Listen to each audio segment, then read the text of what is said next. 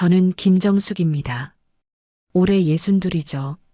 남편을 떠나보낸 게 벌써 6년 전입니다. 처음엔 정신없이 바쁘게 살았어요. 약국 정리하고 장례 뒷정리하고 아이들 챙기느라 슬퍼할 틈도 없었죠. 그런데 시간이 지나니까 문득문득 빈자리가 보이더군요. 아침에 눈 뜨면 옆자리가 비어 있고 저녁 차려놓아도 혼자 먹고 텔레비전 보다가 웃을 일이 있어도 나눌 사람이 없습니다. 아이들은 각자 가정이 있으니 자주 올 수도 없고요. 그렇게 혼자 사는 게 익숙해질 때쯤 외로움이 진짜 무섭다는 걸 알았습니다. 밤에 잠이 안 와요. 천장만 멍하니 쳐다보고 있으면 가슴 한쪽이 텅 빈 것 같습니다. 누군가 옆에 있었으면 좋겠다는 생각이 자꾸만 들더군요. 그러던 어느 날 교회 봉사 모임에서 한 남성을 만났습니다. 박철민이라는 분이었죠. 첫인상은 굉장히 좋았어요. 키가 크고 자세가 반듯했습니다. 말투도 차분하고 교양 있어 보였죠. 봉사활동 중에 제가 무거운 물건을 나르는 걸 보더니 슬쩍 다가와서 도와주더군요. 제가 들어드릴게요. 여자분이 이런 걸 들면 어떻게 합니까? 그 목소리가 참 따뜻했어요. 오랜만에 들어보는 남자의 배려 섞인 말투였습니다. 그날 봉사가 끝나고 다 같이 식사하는 자리가 있었어요. 철민 씨는 제 옆자리에 앉더니 이런저런 이야기를 건넸습니다. 정숙 씨는 약 사셨다고요? 대단하시네요.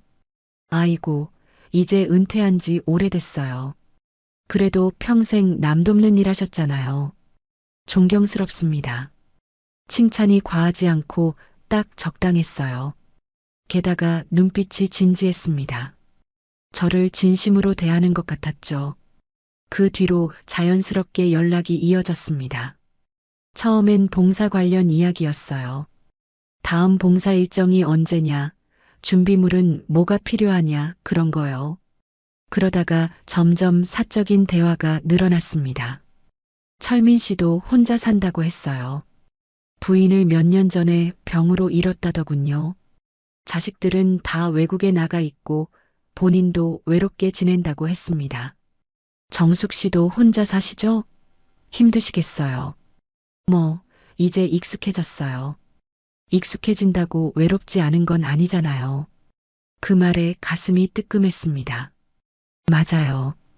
익숙해졌다고 외롭지 않은 건 아니죠. 오히려 익숙해질수록 더 외로운 것 같았어요. 어느 날 철민 씨가 문자를 보냈습니다. 정숙 씨, 시간 되시면 커피 한 잔 어떠세요? 가슴이 두근거렸어요. 이 나이에 이런 설렘이 다시 올 줄은 몰랐습니다. 거울 앞에 서서 옷도 여러 번 갈아입고 화장도 신경 써서 했죠. 카페에서 만난 철민 씨는 정말 신사 같았어요. 제 의자를 빼주고 음료 주문도 챙겨주고 이야기하는 내내 제 눈을 바라보며 귀 기울여 들어주더군요. 정숙 씨 같은 분을 이제야 만난 게 제 평생의 아쉬움입니다. 그 말을 들었을 때 얼굴이 화끈 달아올랐어요. 부끄러웠지만 동시에 기뻤습니다. 누군가 저를 이렇게 소중하게 봐주는 사람이 있다는 게요. 집에 돌아와서도 계속 그 말이 맴돌았습니다. 혹시 너무 설레는 거 아닌가, 나이도 있는데 이러는 게 우스운 건 아닌가 싶었지만 멈출 수가 없더군요. 그렇게 저는 철민 씨와 만남을 이어갔습니다. 일주일에 한두 번씩 만났고 매번 만날 때마다 그는 저를 특별하게 대해줬어요. 외로움 속에서 만난 따뜻한 사람. 저는 그때 정말로 믿었습니다. 이 사람이라면 남은 인생을 함께 할 수 있을 거라고요. 철민 씨와 만남이 깊어질수록 그는 자신의 과거 이야기를 조금씩 꺼내기 시작했습니다. 저는 예전에 무역업을 했어요. 중국하고 동남아 쪽으로 물건 수출하는 사업이었죠. 카페에 앉아 커피를 마시며 그가 말했습니다. 한창 때는 직원만 30명도 넘게 뒀습니다. 은퇴한 지금은 연금이 넉넉하게 나와서 걱정은 없어요. 그 말을 들으니 안심이 됐습니다. 경제적으로 여유 있는 사람이구나 싶었죠. 그러던 어느 주말 철민 씨가 제안했습니다. 정숙 씨, 오늘 저녁 같이 드실래요? 제가 아는 좋은 레스토랑이 있어요. 저녁에 도착한 곳은 강남 쪽의 고급 레스토랑이었어요. 입구부터 분위기가 남달랐습니다. 여기 비싸겠는데. 속으로 걱정했지만 철민 씨는 태연했습니다. 저 박철민인데요. 예약했어요. 자리로 가는 동안 철민 씨가 속삭였습니다. 여긴 내가 단골이에요. 특별히 좋은 자리 챙겨줄 겁니다. 주문을 마친 뒤 철민 씨가 직원에게 말했습니다. 사장님 계세요? 인사 좀 드리려고요. 직원이 잠깐 당황하는 표정을 지었습니다. 아, 사장님은 지금 자리에 안 계신데요. 그래요? 아쉽네. 여기 내가 자주 오는 곳이거든. 철민 씨는 여전히 태연했습니다. 하지만 직원의 표정이 묘했어요. 어리둥절하다는 표현이 맞을까요? 마치 처음 듣는 이야기인 것처럼 보였습니다. 단골이라는데 왜 저런 표정을 지을까? 순간 의문이 들었습니다. 하지만 곧 생각을 접었어요. 괜한 생각이겠지. 직원이 새로 들어온 사람일 수도 있잖아요. 저는 스스로를 다독였습니다. 음식이 나왔고 철민 씨는 자신만만하게 이야기를 이어갔습니다. 해외 출장 다녔던 이야기, 유명한 호텔에서 묵었던 이야기들이었죠. 식사를 마치고 계산할 때 철민 씨가 금색 카드를 꺼냈습니다. 그걸 보며 저는 또 한 번 안심했죠. 집으로 돌아가는 길, 철민 씨가 말했습니다. 앞으로 자주 이런 시간 가져요. 우리 나이에 뭘 아끼고 살아요. 든든해 보였습니다. 하지만 집에 돌아와 침대에 누웠을 때 문득 아까 그 직원의 표정이 떠올랐습니다. 어리둥절했던 그 눈빛이요. 왜 그랬을까?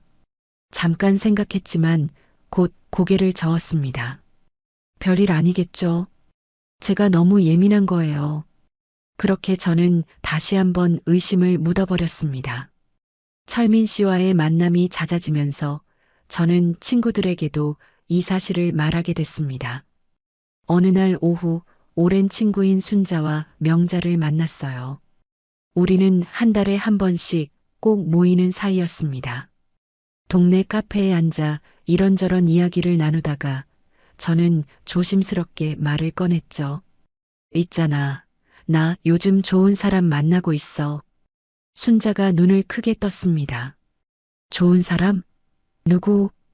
봉사 모임에서 만난 분인데 박철민 씨라고. 정말 괜찮은 분이야. 명자도 관심 있는 표정으로 몸을 앞으로 기울였어요. 어떤 분인데? 전에 사업하셨대. 무역업으로 크게 하셨고 지금은 은퇴해서 편하게 사시는 분이야. 나이는 66이고 이야기를 들은 순자의 표정이 조금 굳었습니다. 정수가 그 양반 잘 알아보고 만나는 거야? 응, 뭐 나쁜 사람은 아닌 것 같아. 순자가 고개를 저었습니다. 정수가 요즘 재혼 사기 정말 많다잖아. 특히 우리 같은 나이 여자들 타깃으로 하는 사람들 많아. 명자도 거들었어요. 맞아. 뉴스에서 봤는데 사업가인 척하면서 접근하는 사람들 있대. 천천히 좀 알아보고 해. 친구들의 걱정 섞인 목소리가 귀에 들어왔지만 저는 고개를 저었습니다. 아니야, 철민 씨는 그런 사람 아니야. 나한테 정말 잘해줘. 잘해주는 건 당연한 거야. 처음엔 다 그렇지. 근데 나중에 어떻게 될지 모르는 거잖아. 순자의 말이 날카로웠습니다. 전직 간호사였던 순자는 원래 현실적이고 꼼꼼한 성격이었어요. 사람 보는 눈도 있었죠. 아무튼 조심해. 재산 얘기 나오거든 절대 섣불리 응하지 말고. 알았어, 알았어. 걱정 마. 저는 웃으며 넘겼습니다. 친구들이 걱정해주는 건 고마웠지만 철민 씨는 정말 다르다고 생각했거든요. 그로부터 며칠 뒤 저는 철민 씨를 친구들에게 소개시켜 주기로 했습니다. 직접 만나보면 친구들도 안심할 거라 생각했어요. 약속 장소에 나온 철민 씨는 단정한 옷차림이었습니다. 회색 재킷에 깔끔한 셔츠를 입고 왔죠. 안녕하세요. 박철민입니다. 철민 씨가 공손하게 인사했습니다. 순자와 명자도 어색하게 인사를 받았어요. 자리에 앉아서 이런저런 이야기를 나눴습니다. 철민 씨는 자신의 과거 경력을 설명했어요. 무역업을 했던 이야기, 직원들을 관리했던 이야기, 해외 바이어들과 거래했던 이야기들이었죠. 순자가 조심스럽게 물었습니다. 지금은 어떤 일 하세요? 은퇴했습니다. 나이가 있으니까 이제는 쉬면서 살아요. 그럼 경제적으로는 괜찮으신 거예요? 직설적인 질문이었습니다. 순자답다고 생각했어요. 철민 씨는 당황하지 않고 대답했습니다. 연금이 나오니까 생활하는 데는 문제 없습니다. 걱정 안 하셔도 돼요. 그러면서 주머니에서 명함을 꺼냈습니다. 제 명함입니다. 필요하시면 가지세요. 순자가 명함을 받아들었어요. 그리고 명함을 자세히 들여다보더니 눈을 크게 떴습니다. 이 회사가 순자의 표정이 굳었습니다. 명함을 계속 쳐다보더니 저를 바라봤어요. 정수가 잠깐 화장실 좀 같이 갈래? 응, 그래. 화장실로 가는 길 순자가 작은 목소리로 말했습니다. 정수가 이 회사 이상해. 뭐가? 이 회사 내가 알기론 10년 전에 문 닫은 곳이야. 내 남편이 여기랑 거래했었거든. 분명히 오래전에 폐업했어. 가슴이 철렁했습니다. 정말? 응, 확실해. 이 회사 이름 기억해. 남편이 그때 돈 못 받아서 난리였거든. 그럼 왜 철민 씨가? 모르지. 근데 뭔가 수상해. 조심해야 돼. 화장실에서 나와 다시 자리로 돌아왔을 때 저는 철민 씨를 다른 눈으로 보게 됐습니다. 식사가 끝나고 헤어지려는 순간 순자가 조심스럽게 물었습니다. 근데 이 명함 언제 만드신 거예요? 철민 씨가 잠깐 머뭇거렸습니다. 아주 짧은 순간이었지만 저는 그걸 놓치지 않았어요. 아, 이거요? 좀 오래됐어요. 명함 새로 안 만든 거예요. 그럼 이 회사는 지금도 운영되는 거예요? 아니요, 지금은 폐업했죠. 그래서 은퇴했다고 말씀드린 거고요. 태연한 대답이었습니다. 너무 태연해서 오히려 이상했어요. 순자가 더 이상 묻지 않았지만 표정이 굳어 있었습니다. 명자도 마찬가지였죠. 철민 씨와 헤어진 뒤 친구들은 저를 붙잡았습니다. 정수가 저 사람 뭔가 이상해.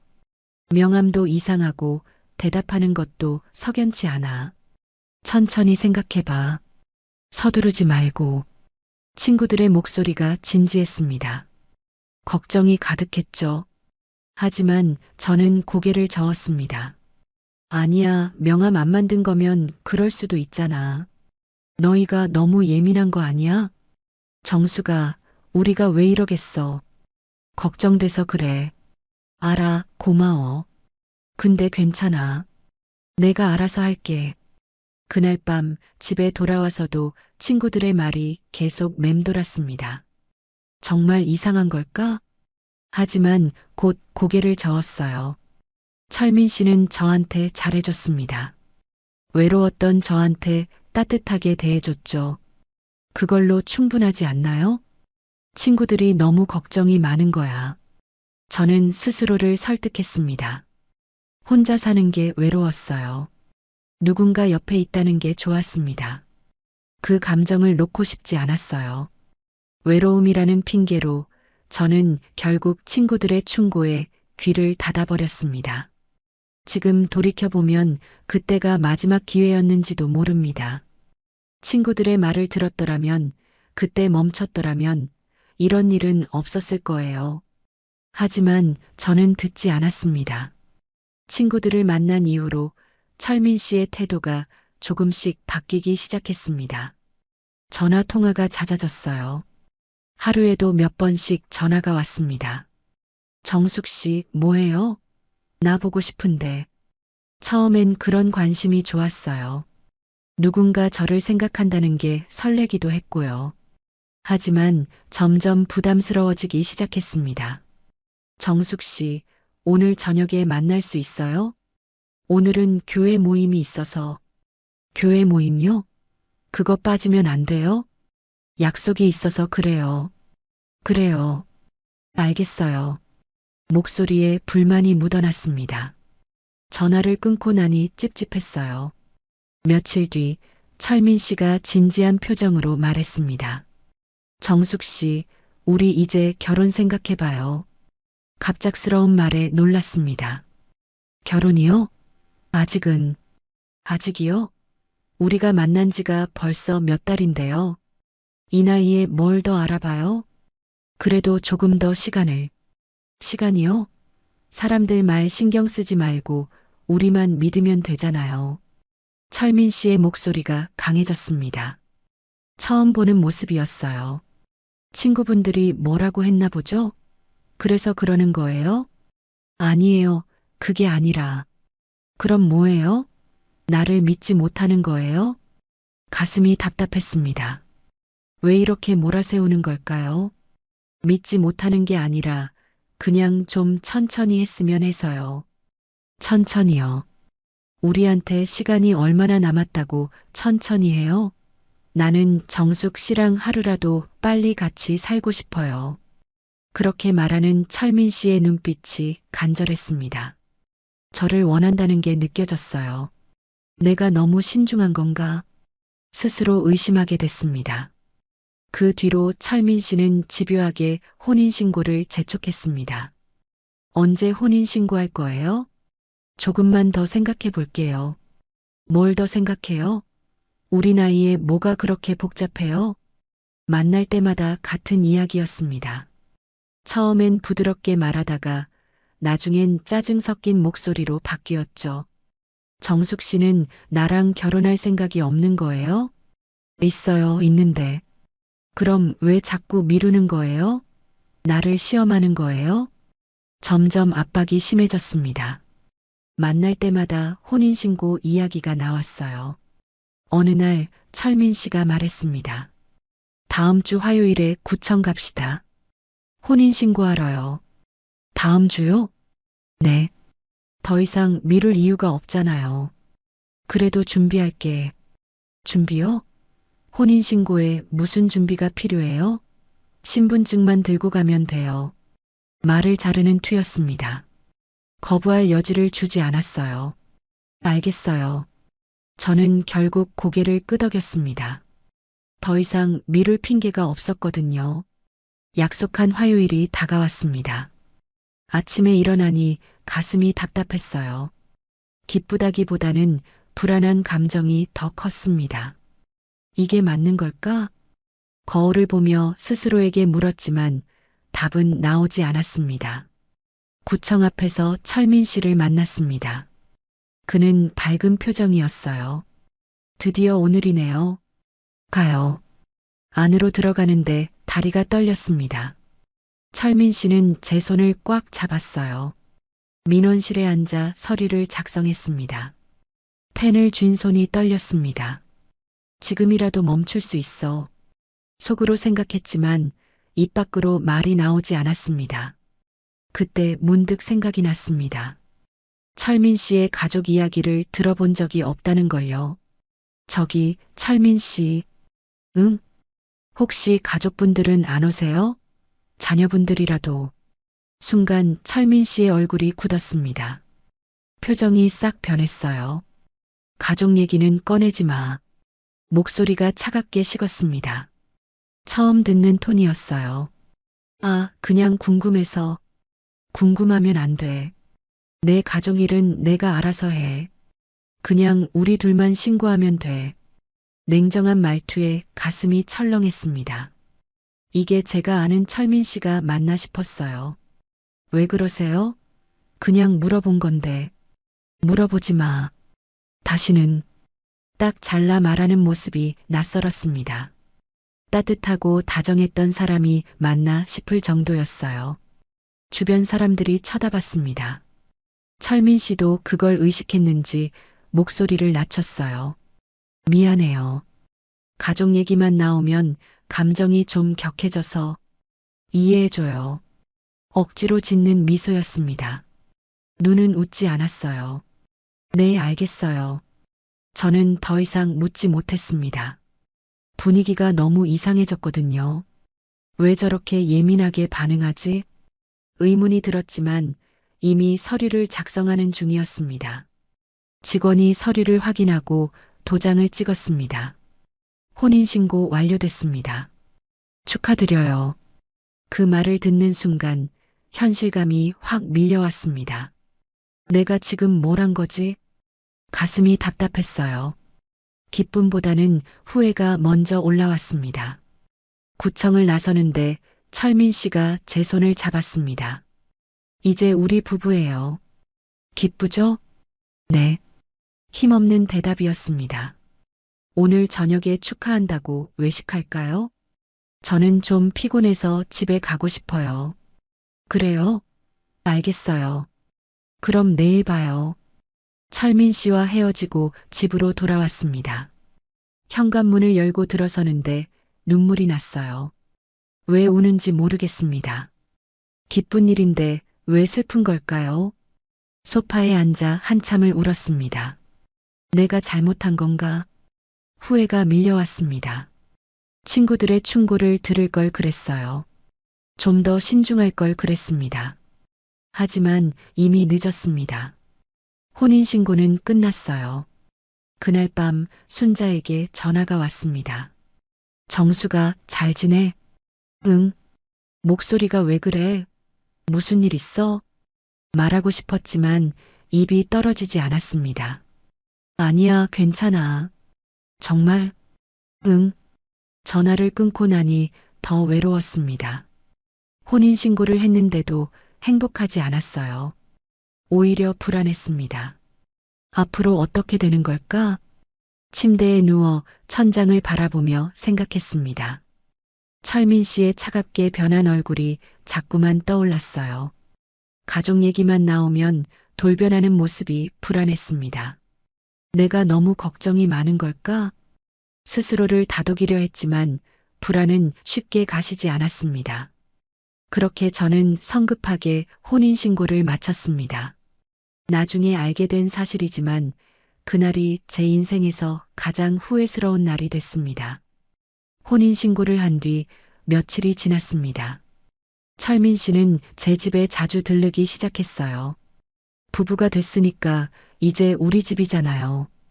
그렇게 말하며 자연스럽게 드나들었습니다. 처음엔 그게 당연하다고 생각했어요. 부부니까요. 어느 날 오후 저는 부엌에서 설거지를 하고 있었습니다.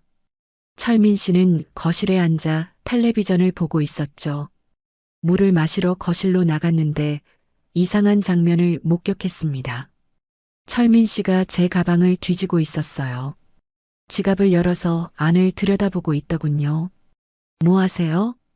제 목소리에 철민 씨가 화들짝 놀랐습니다. 하지만 금방 태어난 척 했어요. 아, 당신 왔어요? 지금 뭐 하시는 거예요? 지갑 좀 봤어요. 왜 제 지갑을요? 부부 사이에 비밀이 왜 있어요? 웃으며 말하는 철민 씨의 모습이 낯설었습니다. 그래도 허락도 없이. 허락요? 우리가 남이에요? 부부잖아요. 당당한 태도였습니다. 마치 잘못한 게 없다는 듯이요. 가슴이 불편했습니다. 뭔가 잘못됐다는 느낌이 들었어요. 앞으론 그러지 말아주세요. 알겠어요, 알겠어. 그렇게까지 예민하게 굴 필요 있어요? 철민 씨는 웃으며 넘겼지만 저는 씁쓸했습니다. 그날 이후로 이상한 일들이 계속됐습니다. 다음 날 철민 씨가 전화를 했어요.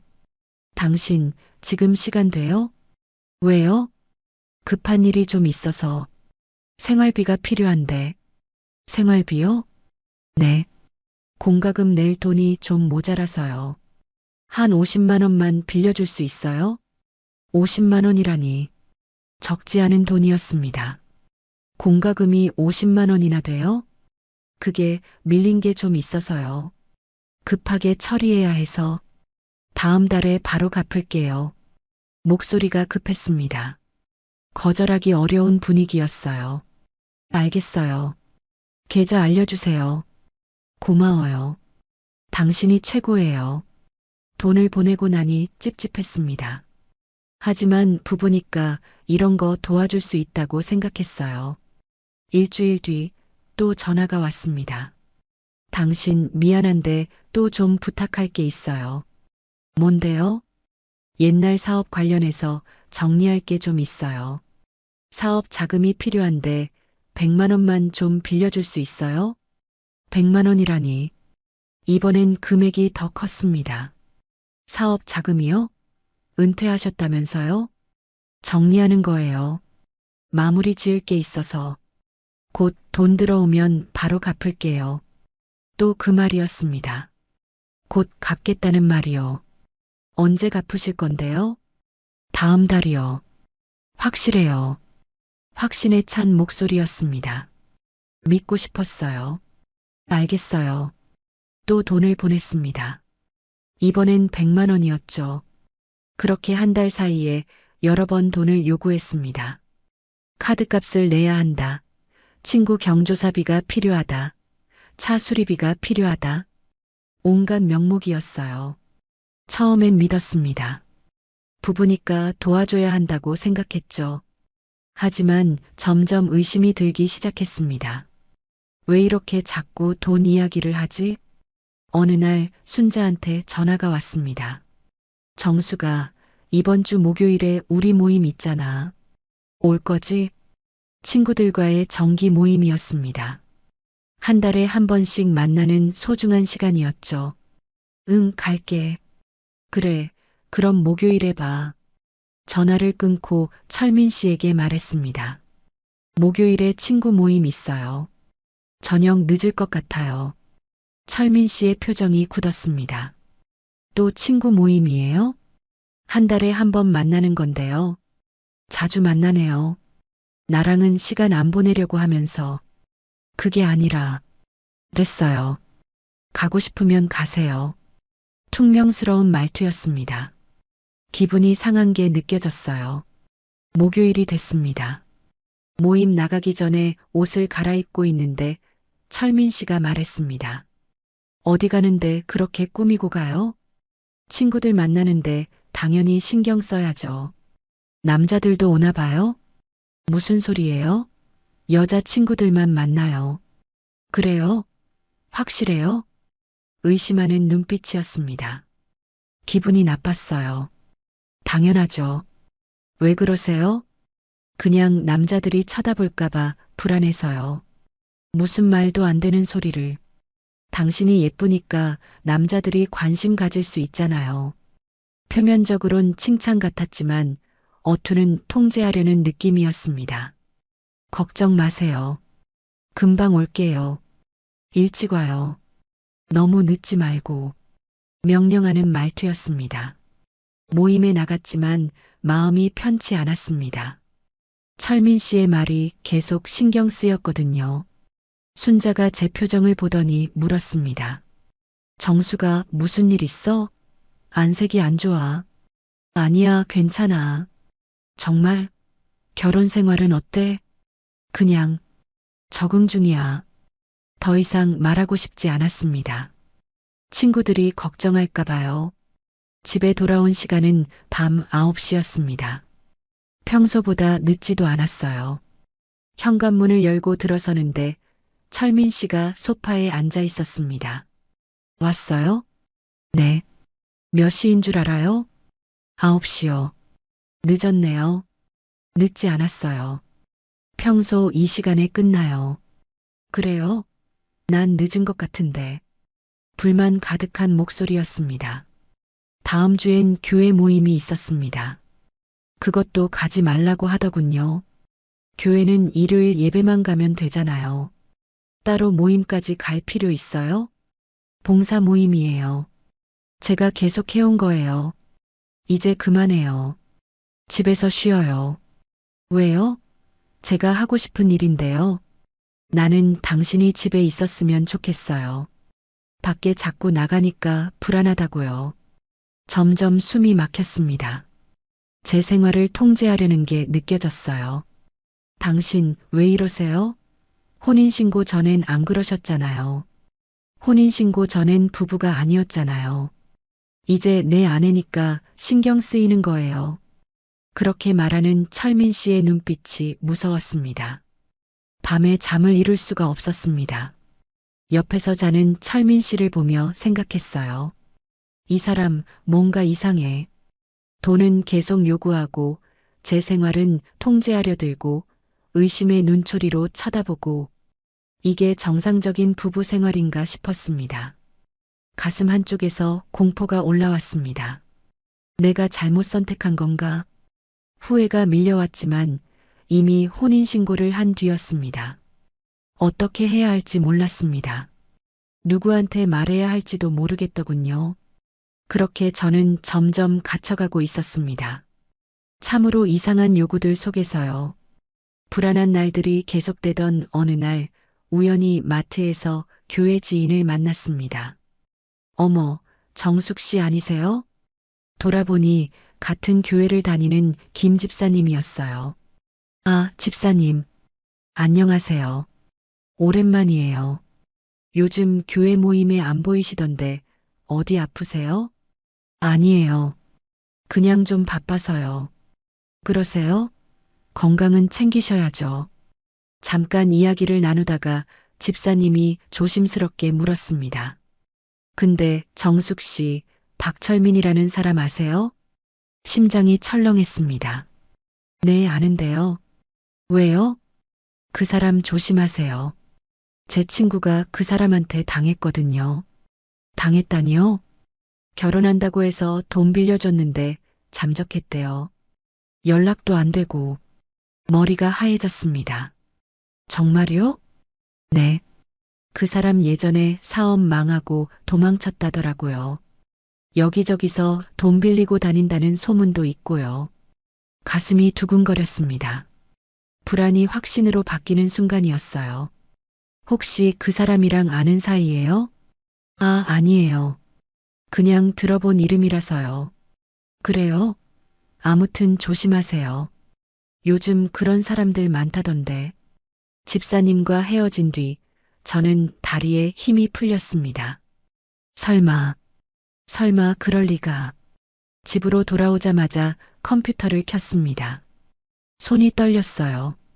검색창에 박철민이라는 이름을 쳤습니다. 무역업, 사기, 재혼 같은 단어를 함께 넣어서요. 검색 결과가 떴습니다. 지역 커뮤니티 게시판에 올라온 글이었어요. 박철민이라는 사람 조심하세요. 사업가인 척하며 재혼 빙자 사기 쳤습니다. 숨이 막혔습니다. 글을 클릭해서 읽었습니다. 피해자의 하소연이 적혀 있었어요. 저는 60대 여성입니다. 봉사 모임에서 박철민이라는 남성을 만났습니다. 처음엔 정말 좋은 사람인 줄 알았어요. 무역업으로 성공했다고 하더군요. 재혼 이야기까지 나왔고 저는 믿었습니다. 하지만 결혼 준비 명목으로 돈을 요구하기 시작했어요. 처음엔 적은 돈이었는데 점점 금액이 커졌습니다. 총 2천만 원을 빌려줬는데 어느 날 갑자기 연락이 끊겼습니다. 전화도 안 받고 문자도 읽지 않아요. 손이 떨렸습니다. 제 이야기 같았어요. 다른 글도 있었습니다. 저도 박철민한테 당했습니다. 같은 수법이에요. 사업가라고 속이고 연금 받는다고 거짓말하고 혼인신고 재촉하더니 돈 뜯어가고 사라졌어요. 댓글도 여러 개 달려 있었습니다. 저도 비슷한 경험 있어요. 그 사람 전가도 있대요. 경찰에 신고했는데 상습범이래요. 여러 명 피해자가 있다고 들었어요. 눈앞이 캄캄했습니다. 급하게 순자에게 전화를 걸었습니다. 순자야? 정수가. 왜? 목소리가 왜 그래? 나 지금 당장 만날 수 있어? 응, 어디서 볼까? 우리 집으로 와줘. 제발. 알았어. 지금 갈게. 순자가 도착할 때까지 저는 계속 인터넷을 뒤졌습니다. 더 많은 정보를 찾았어요. 박철민, 66세, 상습 혼인빙자 사기범, 전과 세범, 모든 게 거짓이었습니다. 사업도, 연금도, 따뜻한 마음도, 현관벨이 울렸습니다. 순자였어요. 문을 열자마자 순자가 제 얼굴을 보더니 놀랐습니다. 정수가 왜 이래? 얼굴이 왜 그래? 순자야. 그 순간 눈물이 터져 나왔습니다. 철민 씨가 사기꾼이었어. 뭐? 다 거짓말이었어. 사업도, 돈도 다 거짓말이었어. 순자가 저를 꼭 안아줬습니다. 천천히 말해봐. 무슨 일이야? 저는 순자에게 모든 걸 이야기했습니다. 마트에서 들은 이야기, 인터넷에서 찾은 글들, 전과 기록까지. 순자의 얼굴이 굳었습니다. 그 자식이 내가 바보였어. 내 말을 들을 걸 그랬어. 아니야, 내 잘못이 아니야. 아니야, 내 잘못이야. 외로워서 판단력을 잃었어. 한 달 전의 설렘이 떠올랐습니다. 카페에서 처음 만났을 때 따뜻하게 웃어주던 모습이요. 모두 계산된 연기였던 거예요. 어떻게 해야 돼, 순자야? 일단 증거부터 모아야 해. 돈 보낸 기록 있지? 응, 있어. 좋아. 그것부터 챙기고. 그리고 변호사 상담받아야 돼. 순자가 차분하게 말해줬지만 저는 정신이 없었습니다. 어떻게 이럴 수가. 믿었던 사람이 거짓말쟁이였다는 사실이 받아들여지지 않았어요. 순자가 제 손을 꽉 잡았습니다. 정수가 괜찮아. 우리가 같이 해결할 거야. 고마워, 순자야. 그날 밤 순자는 제 집에 남아줬습니다. 혼자 두면 안 될 것 같다며요. 침대에 누웠지만 잠이 오지 않았습니다. 천장을 보며 생각했어요. 한 달 전의 설렘, 따뜻했던 말들, 다정했던 눈빛, 모든 게 산산조각 났습니다. 제가 사랑했던 사람은 처음부터 없었던 거예요. 그저 돈을 노린 사기꾼이었을 뿐이죠. 가슴이 너무 아팠습니다. 다음 날 아침 순자와 함께 은행으로 갔습니다. 일단 계좌부터 정리해야 해. 더 이상 돈 빼가지 못하게. 순자의 말이 맞았습니다. 은행 창구에 앉아 직원에게 말했어요. 계좌 비밀번호 변경하고 싶어요. 그리고 출금 제한도 걸어주세요. 네, 알겠습니다. 서류를 작성하는 동안 손이 떨렸습니다. 이제 진짜 끝이구나 싶었어요. 은행을 나오자마자 명자에게도 연락했습니다. 상황을 설명하니 명자도 달려왔어요. 정수가 괜찮아? 응, 이제 괜찮아. 변호사 상담 받아야 해. 내가 아는 분 소개해 줄게. 명자가 챙겨준 법률사무소로 갔습니다. 변호사는 차분하게 제 이야기를 들어줬어요. 혼인 무효 소송과 사기 혐의 고소 두 가지를 동시에 진행하시는 게 좋겠습니다. 혼인 무효가 가능한가요? 네. 상대방이 사기 목적으로 결혼했다면 충분히 가능합니다. 증거가 중요한데 돈 보낸 기록 있으시죠? 네, 다 있어요. 좋습니다. 그것만으로도 충분합니다. 변호사와 상담을 마치고 나오는데 조금 안심이 됐습니다. 이제 대응할 방법이 있다는 게 느껴졌거든요. 그런데 문제는 그날 저녁부터 시작됐습니다. 철민 씨에게서 전화가 왔어요. 하루 종일 안 받았더니 문자가 수십 통 와 있었습니다. 어디에요? 왜 전화 안 받아요? 나 지금 걱정돼서 미칠 것 같아요. 마지막 문자는 협박에 가까웠습니다. 전화 안 받으면 집으로 갈 거예요. 할 수 없이 전화를 받았습니다. 여보세요. 당신 왜 전화 안 받았어요? 얼마나 걱정했는데. 목소리는 다급했지만 진심은 느껴지지 않았습니다. 할 말이 있어요. 무슨 말? 우리 혼인 무효 소송할 거예요.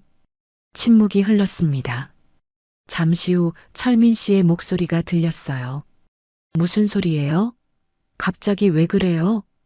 당신이 누군지 다 알았어요. 사기꾼이라는 것도. 사기꾼이요? 누가 그런 헛소리를. 헛소리 아니에요. 증거 다 있어요. 인터넷에도 다 나와 있더라고요. 철민 씨의 목소리가 바뀌었습니다. 당신 지금 뭐 하는 거예요? 사기 혐의로 고소도 할 거예요. 변호사도 만났어요. 고소요? 당신 제정신이에요? 목소리가 높아졌습니다. 화가 난 게 느껴졌어요. 제정신이죠. 이제야 정신 차렸어요. 당신 후회할 거예요. 내가 누군지 알아요? 알죠. 사기꾼이잖아요. 전화를 끊어버렸습니다. 손이 떨렸지만 후련했어요. 1시간 뒤 초인종이 울렸습니다. 철민 씨였어요. 문 열어요, 당신. 현관문을 두드리는 소리가 컸습니다. 순자가 제 옆에 있어줘서 다행이었어요. 경찰 불러야 되는 거 아니야? 일단 이야기는 들어봐야 할 것 같아. 문을 열었습니다. 철민 씨는 숨을 헐떡이고 있었어요. 당신 정말 고소할 거예요? 네. 하지 마요. 제발. 내가 다 갚을 테니까 신고만은 하지 마요. 매달리는 목소리였습니다. 하지만 더 이상 믿을 수 없었어요. 안 돼요. 저뿐만 아니라 다른 피해자들도 있잖아요. 다른 피해자요? 그건 오해예요. 다 사정이 있었어요. 사정이요? 사기친 게 사정이에요? 철민 씨의 표정이 변했습니다. 매달리던 모습이 사라지고 차가운 눈빛으로 바뀌었어요. 당신 지금 후회할 짓 하는 거예요. 이미 후회했어요. 당신이랑 결혼한 걸요. 내 명예를 망치면 당신도 가만 안 둘 거예요. 협박이었습니다. 하지만 저는 흔들리지 않았어요. 명예요? 당신한테 명예 같은 게 있어요? 순자가 앞으로 나섰습니다. 이제 그만 가세요. 안 가시면 경찰 부를 거예요. 철민 씨가 저를 노려봤습니다.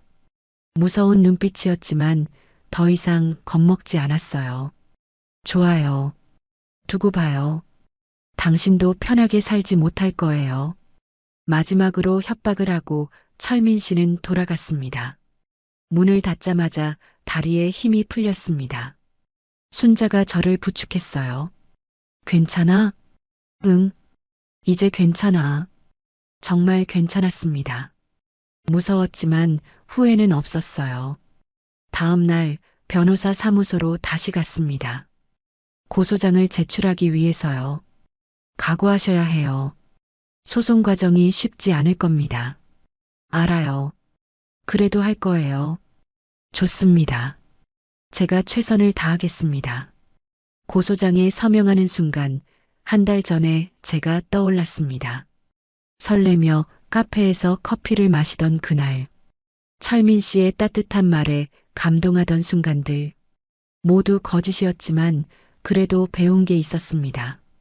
외로움이 판단을 흐리게 만든다는 것, 급하게 결정하면 후회한다는 것, 그리고 사람을 함부로 믿으면 안 된다는 것. 비싼 대가를 치렀지만 이제라도 알게 돼서 다행이었습니다. 사무실을 나오며 순자에게 말했습니다. 고마워, 순자야. 내가 없었으면 어떻게 했을지 몰라. 친구 좋다는 게 이럴 때 쓰라고 있는 거지. 걱정 마. 끝까지 같이 있을게. 1달 만에 재혼을 후회했지만 저는 더 이상 흔들리지 않았습니다. 이제 제가 할 일은 끝까지 싸우는 것뿐이었습니다. 고소장을 제출한 지 일주일 뒤 경찰서에서 연락이 왔습니다. 김정숙 씨 조사받으러 나와주셔야 합니다. 경찰서에 가는 날 순자와 명자가 함께 가주었어요. 우리가 같이 있을게. 고마워. 조사실에 들어갔습니다. 형사님이 친절하게 맞아주셨어요. 앉으세요. 편하게 말씀하시면 됩니다. 처음부터 끝까지 이야기했습니다. 봉사 모임에서 만난 것부터 고급 레스토랑에 갔던 일, 명함 사건, 성급한 혼인신고, 그리고 이상한 요구들까지. 형사님은 꼼꼼히 기록하며 고개를 끄덕였습니다. 박철민, 이 사람 우리가 이미 알고 있는 인물입니다. 그래요? 네. 상습범이에요. 김 씨가 처음이 아닙니다. 가슴이 철렁했습니다. 몇 명이나 되나요? 확인된 것만 5명입니다. 아마 더 있을 거예요. 5명이나. 저만 당한 게 아니었습니다. 피해 금액은 보통 1,000만 원에서 3,000만 원 사이입니다. 김 씨는 초기에 알아챈 편이라 피해가 적은 편이고요. 그럼 다른 분들은? 네. 전 재산을 잃은 분도 계십니다. 눈물이 났습니다. 저만 아픈 게 아니었어요. 그 사람 곧 체포할 겁니다. 걱정 마세요. 며칠 뒤 박철민이 체포됐다는 연락을 받았습니다. 경찰 조사 결과 그는 상습적인 혼인빙자 사기범이었습니다. 정감한 3번. 출소 후에도 같은 짓을 반복했던 거죠. 무역업은 거짓말이었고 연금도 없었습니다. 빌린 돈으로 고급 레스토랑에 가고 금색 카드도 한도가 다 찬 카드였대요. 모든 게 거짓이었습니다. 재판이 시작됐습니다. 법정에 섰을 때 떨렸어요. 하지만 순자와 명자가 방청석에 앉아 저를 응원해줬습니다. 박철민은 법정에서도 발뺌했습니다. 저는 사랑해서 만난 겁니다. 사기가 아니에요. 변호사님이 증거를 제시했습니다. 여러 여성과 동시에 만났던 기록, 같은 수법으로 접근했던 증거들이었죠. 재판부는 엄한 판결을 내렸습니다. 징역 3년에 집행유예 없이 실형이었어요. 판결이 나온 날 저는 다른 피해자들을 만났습니다. 모두 비슷한 이야기를 가지고 계셨어요. 외로움을 이용당한 60대 여성들이었습니다. 저는 2천만 원을 잃었어요. 저는 집까지 팔 뻔했어요. 모두의 얼굴에 상처가 남아 있었습니다. 저희는 서로를 위로했습니다. 같은 아픔을 겪었기에 서로를 이해할 수 있었어요. 우리 잘못이 아니에요. 나쁜 건 저 사람이에요. 맞아요. 우리는 다시 일어설 수 있어요. 한 분이 제안했습니다. 우리 이야기를 다른 사람들에게 알려야 하지 않을까요? 같은 피해가 반복되지 않게요. 좋은 생각이었습니다. 그렇게 저희는 모임을 만들었습니다. 재혼 사기 피해자 모임이었죠. 복지관에서 연락이 왔습니다. 혹시 강연해 주실 수 있으세요? 황혼 재혼을 준비하는 분들에게 조심하라는 내용으로요. 처음엔 망설였습니다. 제 창피한 이야기를 공개하는 게 두려웠거든요. 하지만 순자가 등을 떠밀었습니다. 해야지. 너 같은 피해자가 더 나오면 안 되잖아. 그래, 맞아. 강연 준비를 했습니다. 제 경험을 정리하고 조심해야 할 점들을 적었어요. 강연 당일 복지관 강당은 사람들로 가득했습니다. 대부분 50대에서 70대 여성분들이었어요. 떨리는 마음으로 단상에 올랐습니다. 안녕하세요. 저는 김정숙입니다. 오늘 제 이야기를 들려드리려고 합니다. 처음부터 끝까지 솔직하게 말했습니다. 외로움 때문에 판단력을 잃었던 것, 친구들의 경고를 무시했던 것, 그리고 참으로 이상한 요구들을 견뎌야 했던 것. 재혼은 사랑만으로 되는 게 아닙니다. 반드시 신분과 재산을 확인하세요. 주변 사람들의 충고를 들으세요. 그리고 급하게 결정하지 마세요. 청중들이 고개를 끄덕였습니다. 외로움보다 무서운 건 참으로 이상한 남성의 요구였습니다. 여러분, 절대 속지 마세요. 강연이 끝나고 여러분들이 다가왔습니다. 용기 내주셔서 감사합니다. 덕분에 정신 차렸어요. 저도 비슷한 사람 만나고 있었거든요. 제 이야기가 누군가에게 도움이 된다는 게 뿌듯했습니다. 그 뒤로 여러 복지관에서 강연 요청이 들어왔어요. 저는 제 이야기를 계속 나눴습니다. 시간이 지나면서 상처도 아물기 시작했습니다. 어느 날 교회 모임에 다시 나갔습니다. 오랜만에 보는 얼굴들이 반가웠어요. 정숙 씨, 오랜만이에요. 힘든 일 겪었다면서요? 괜찮으세요? 네, 이제 괜찮아요. 정말 괜찮았습니다. 상처는 있지만 넘어졌다가 일어섰으니까요. 순자와 명자와 함께 산책을 했습니다. 정수가 많이 밝아졌다. 그치? 나도 그런 것 같아. 이제 혼자서도 잘 살 수 있겠네. 응, 혼자도 괜찮더라. 그제야 깨달았습니다. 외로움이 무서워서 누군가에게 기댔지만 정작 필요한 건 저 스스로 서는 힘이었다는 거리요. 집에 돌아와 거울을 봤습니다. 거울 속에 제가 예전보다 단단해 보였어요. 이제 괜찮아. 혼자서도 충분히 행복할 수 있어. 스스로에게 말했습니다. 밤에 침대에 누우니 평온했습니다. 예전처럼 외롭지 않았어요. 친구들이 있고 봉사활동이 있고 강연으로 누군가를 돕는 일이 있으니까요. 사랑 없이도 충분히 의미 있는 삶이었습니다. 한 달의 실수가 저를 더 강하게 만들었습니다. 이제 저는 알아요. 홀로 서기의 힘을요. 그리고 그 힘은 누구에게 기대는 게 아니라 제 안에서 나온다는 것을요. 새로운 아침이 밝았습니다. 오늘도 복지관 강연이 있습니다. 또 다른 누군가에게 제 이야기를 들려줄 겁니다. 외로움보다 무서운 건 참으로 이상한 남성의 요구였다고. 그리고 그것보다 더 중요한 건 스스로 설 수 있는 힘이라고요. 남편을 떠나보낸 지 6년째입니다. 저는 김나정, 62살. 전직 교사 출신이죠. 지금은 서울 북촌에서 한복 공방을 운영하고 있습니다. 작은 공간이지만 저에겐 세상 전부였어요. 아침마다 공방 문을 열고 창가에 앉아 바늘에 실을 꿰는 시간. 그 시간만큼은 마음이 고요했습니다. 찢어진 천을 꿰매며 중얼거리곤 했죠. 찢어진 옷은 꿰매면 되는데 찢긴 마음은 어디서부터 꿰매야 할까? 남편이 세상을 떠난 뒤로 저는 누구와도 깊은 이야기를 나누지 않았습니다.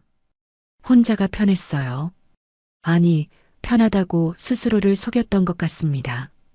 손님들과는 예의 바르게 인사를 나누지만 그게 전부였죠. 친구 지연이가 가끔 전화를 걸어 언니 밥 한번 먹자고 했지만 저는 늘 바쁘다는 핑계로 돌려보냈습니다. 그러던 어느 가을날이었어요. 오후 2시쯤 공방 문이 열리는 소리가 들렸습니다. 손님이 드물 시간이라 고개를 들었죠. 그때 처음 본 그 사람이 들어왔습니다. 정도연 씨, 키가 크고 단정한 인상, 회색 스웨터에 면바지 차림이었어요. 70이라고 했지만 허리는 꼿꼿했고 걸음걸이도 젊었습니다. 손은 깨끗했고 손톱은 반듯하게 깎여 있었죠. 안녕하세요. 한복수선 맡기려고 왔습니다. 목소리가 낮고 차분했어요. 저는 일어나 인사를 받았습니다.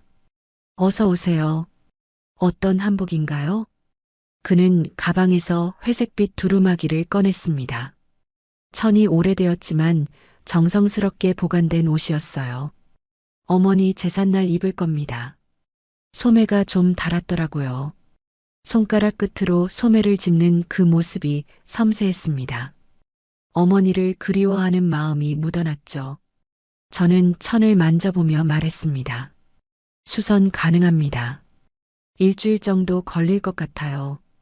감사합니다. 급하지 않으니 천천히 해주세요. 그는 웃었습니다. 입꼬리가 살짝 올라가는 절제된 미소였어요. 그리고는 공방 안을 천천히 둘러봤습니다. 여기 분위기가 참 좋네요. 오래 하셨어요? 6년 됐습니다.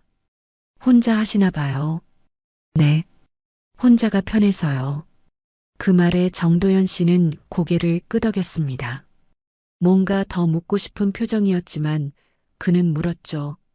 그럼 일주일 후에 찾으러 올게요. 수고하세요. 문이 닫히고 공방은 다시 고요해졌습니다. 하지만 뭔가 달랐어요. 공기가 조금 무거워진 것 같았달까요? 저는 그의 두루마기를 펼쳐놓고 바늘을 들었습니다. 며칠 후 수선을 마치고 정도연 씨에게 전화를 걸었습니다. 수선 끝났습니다. 시간 되실 때 오세요. 오늘 오후에 가도 될까요? 네, 괜찮습니다. 그날 오후 3시 정도연 씨는 약속대로 왔습니다. 이번엔 손에 작은 종이봉투를 들고 있었어요. 수선비입니다. 봉투를 건네며 그는 천천히 말했습니다. 김나정 씨, 손이 참 따뜻하시네요. 다른 천도 새 것처럼 만드셨어요. 그 말에 제 얼굴이 뜨거워졌습니다. 칭찬에 익숙하지 않았거든요. 저는 어색하게 웃으며 봉투를 받았습니다. 고맙습니다. 어머니 제사 잘 모시세요. 네. 그런데 정도연 씨는 잠시 망설이다 물었습니다. 혹시 근처에 괜찮은 찻집 아세요? 여기 처음 와서 잘 모르겠더라고요. 저는 순간 당황했습니다. 이게 뭔가를 권유하는 말인가 싶었죠. 하지만 그의 표정은 담담했습니다. 그저 정보를 물어보는 것뿐이었어요. 골목 끝에 작은 찻집이 있습니다. 조용하고 괜찮아요. 감사합니다. 그럼 다음에 또 뵐게요. 그는 인사를 하고 나갔습니다. 저는 그의 뒷모습을 보며 생각했습니다. 왜 마음이 이렇게 두근거릴까? 6년 만에 처음 느끼는 감정이었습니다. 낯설었지만 무섭지는 않았어요. 오히려 따뜻했습니다. 그날 밤 저는 창가에 앉아 바늘을 들었습니다. 실을 꿰며 중얼거렸죠. 김나정, 너 지금 뭐 하는 거야? 하지만 입가엔 미소가 번졌습니다. 오랜만에 느껴본 설렘이었습니다. 그리고 일주일 후 정도연 씨는 다시 공방 문을 열었습니다. 김나정 씨, 이번엔 바지를 수선하고 싶어서요. 그렇게 그는 자주 오기 시작했습니다. 정도연 씨는 그 후로도 자주 공방을 찾았습니다. 처음엔 한 달에 한 번, 그 다음엔 2주에 한 번. 어느새 일주일에 2~3번씩 들르게 됐죠. 수선할 옷이 그렇게 많을 리 없었습니다. 저도 알았어요. 하지만 마다하지 않았습니다. 나정 씨, 오늘도 바쁘신가요? 아니요, 괜찮습니다. 그럼 잠깐 차 한잔 하실래요? 근처 찻집에서요. 처음엔 거절하려 했습니다. 하지만 정도연 씨의 눈빛이 진심으로 보였어요. 저는 고개를 끄덕였습니다.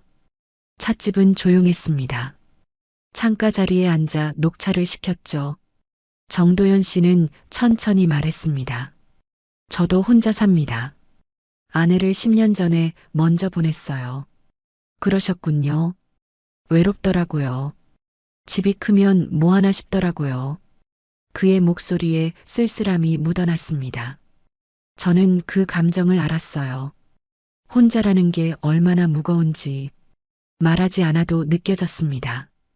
저도 비슷합니다. 6년째 혼자 살고 있어요. 힘드셨겠어요. 익숙해지더라고요. 익숙해지면 괜찮아지는 것 같더라고요. 정도연 씨는 고개를 저었습니다. 익숙함이 괜찮음은 아니잖아요. 그 말이 제 가슴을 찔렀습니다. 맞았어요. 저는 익숙해진 게 아니라 포기한 거였습니다.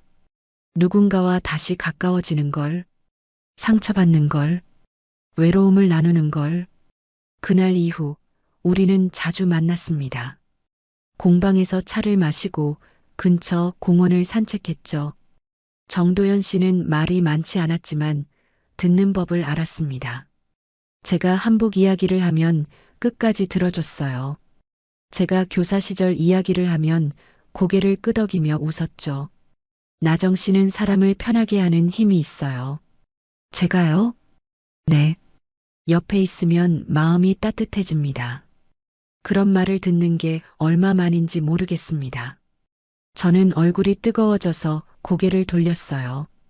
정도연 씨는 경제적으로도 여유가 있었습니다. 중소기업을 운영하다 은퇴했다고 했어요. 연금도 나오고 저축도 넉넉하다고 했죠. 하지만 그는 돈 이야기를 과시하듯 하지 않았습니다. 그저 담담하게 말했어요. 이제 남은 건 시간이에요. 그 시간을 누구와 보내느냐가 중요하더라고요. 어느 날 정도연 씨가 저녁 식사를 제안했습니다. 나정 씨, 오늘 저녁 시간 되세요? 네, 괜찮습니다. 그럼 제가 아는 한정식집이 있는데 거기 가볼까요? 한정식집은 조용하고 품이 있었습니다. 음식이 하나씩 나올 때마다 정도연 씨는 제 앞에 반찬을 먼저 놓아줬어요. 물도 미리 따라주고 냅킨도 챙겨줬습니다. 배려가 몸에 밴 사람이었죠. 식사 중 그가 주머니에서 작은 약통을 꺼냈습니다. 실례합니다. 약 먹을 시간이라서요. 괜찮습니다. 무슨 약이세요? 혈압약이에요. 70인데도 밤에 피곤한 걸 모르겠어요. 그는 웃으며 약을 삼켰습니다. 농담처럼 던진 말이었지만 저는 뭔가 이상했습니다. 밤에 피곤한 걸 모른다는 말. 그 뉘앙스가 묘했어요. 마치 자신의 체력을 자랑하는 것 같았달까요? 하지만 저는 웃으며 넘겼습니다. 건강하신 게 좋은 거죠. 그렇죠. 건강해야 사람답게 사는 거 아니겠어요. 그날 저녁 정도연 씨는 저를 집 앞까지 바래다 줬습니다. 차에서 내리려는데 그가 말했습니다. 나정 씨, 저 솔직히 말해도 될까요? 네.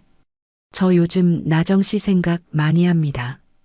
제 심장이 쿵 내려앉았습니다. 예상했지만 막상 들으니 떨렸어요. 나정 씨도 혼자시고 저도 혼자입니다. 나이도 비슷하고요. 남은 인생 서로의 체온으로 버티면 안 될까요? 그의 목소리는 진지했습니다. 눈빛도 흔들림이 없었어요. 저는 입술을 깨물며 생각했습니다.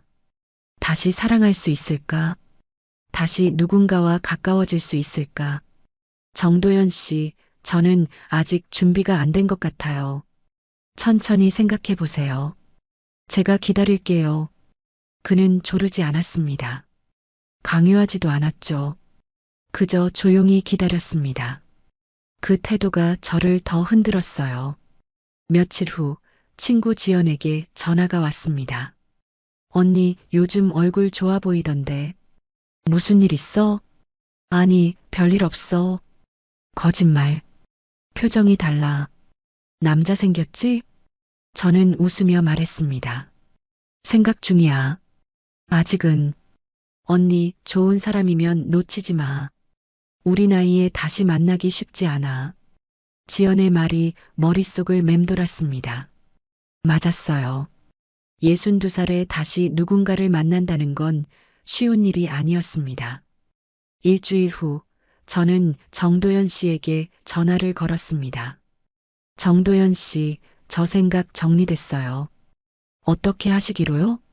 한번 해보고 싶습니다. 저희 전화 너머로 그의 숨소리가 들렸습니다. 안도하는 숨소리였어요. 감사합니다, 나정 씨.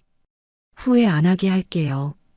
그렇게 우리는 3개월 만에 결혼을 결심했습니다. 빠른 결정이었지만 후회는 없었어요. 아니, 그때는 없다고 믿었습니다. 우리 나이에 뭘 더 기다리겠어요. 남은 시간이 아까웠습니다. 결혼식은 간소하게 치렀습니다. 가족과 친구 몇 명만 불렀죠. 정도연 씨는 그날 제 손을 잡으며 말했습니다. 여보, 평생 잘해줄게요. 여보. 그 호칭이 낯설었지만 따뜻했습니다. 저는 그의 손을 꼭 잡았습니다. 저도요. 신혼의 시작은 달콤했습니다. 적어도 처음엔 그랬어요. 신혼집은 정도연 씨가 살던 아파트였습니다. 넓고 깨끗했어요. 햇빛도 잘 들고 가구도 고급스러웠죠. 처음엔 모든 게 좋았습니다. 아침마다 정도연 씨가 커피를 내려주고 저녁엔 함께 산책을 나갔어요. 손을 잡고 걷는 그 시간이 평화로웠습니다. 하지만 밤이 오면 달랐습니다. 첫날 밤 정도연 씨는 제 손을 잡았습니다. 여보, 오늘 정말 행복해요. 저도요. 그는 저를 꼭 안았습니다. 따뜻했어요. 오랜만에 느끼는 체온이었죠. 저는 그 품에 안겨 눈을 감았습니다. 하지만 그날 밤은 예상보다 길었습니다. 정도연 씨는 쉬지 않았어요. 제가 힘들다고 하면 잠깐 멈췄다가 다시 시작했습니다. 여보, 금방이에요. 조금만 더요. 그의 목소리는 다급했습니다. 마치 뭔가에 쫓기는 것 같았어요. 저는 참았습니다. 첫날 밤이니까, 서툴 수 있으니까. 하지만 둘째 날도, 셋째 날도 똑같았습니다. 아침엔 상냥했어요. 커피를 내려주고 아침밥도 차려줬죠. 하지만 밤만 되면 변했습니다. 그는 제 몸을 원했어요. 하루에 한 번이 아니라 두 번, 세 번, 새벽까지 이어질 때도 있었습니다.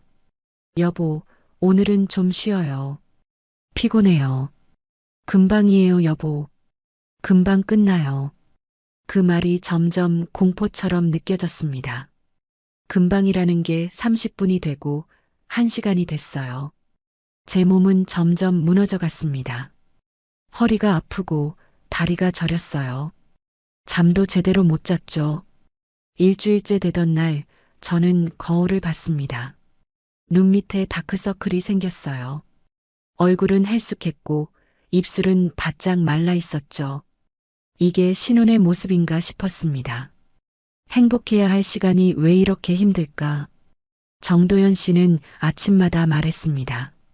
여보, 어젯밤 좋았어요. 우리 궁합이 잘 맞는 것 같아요. 저는 대답할 수 없었습니다. 좋았다고 말할 수 없었어요. 그저 웃으며 고개를 끄덕였죠. 그가 원하는 대답을 주는 게 편했습니다.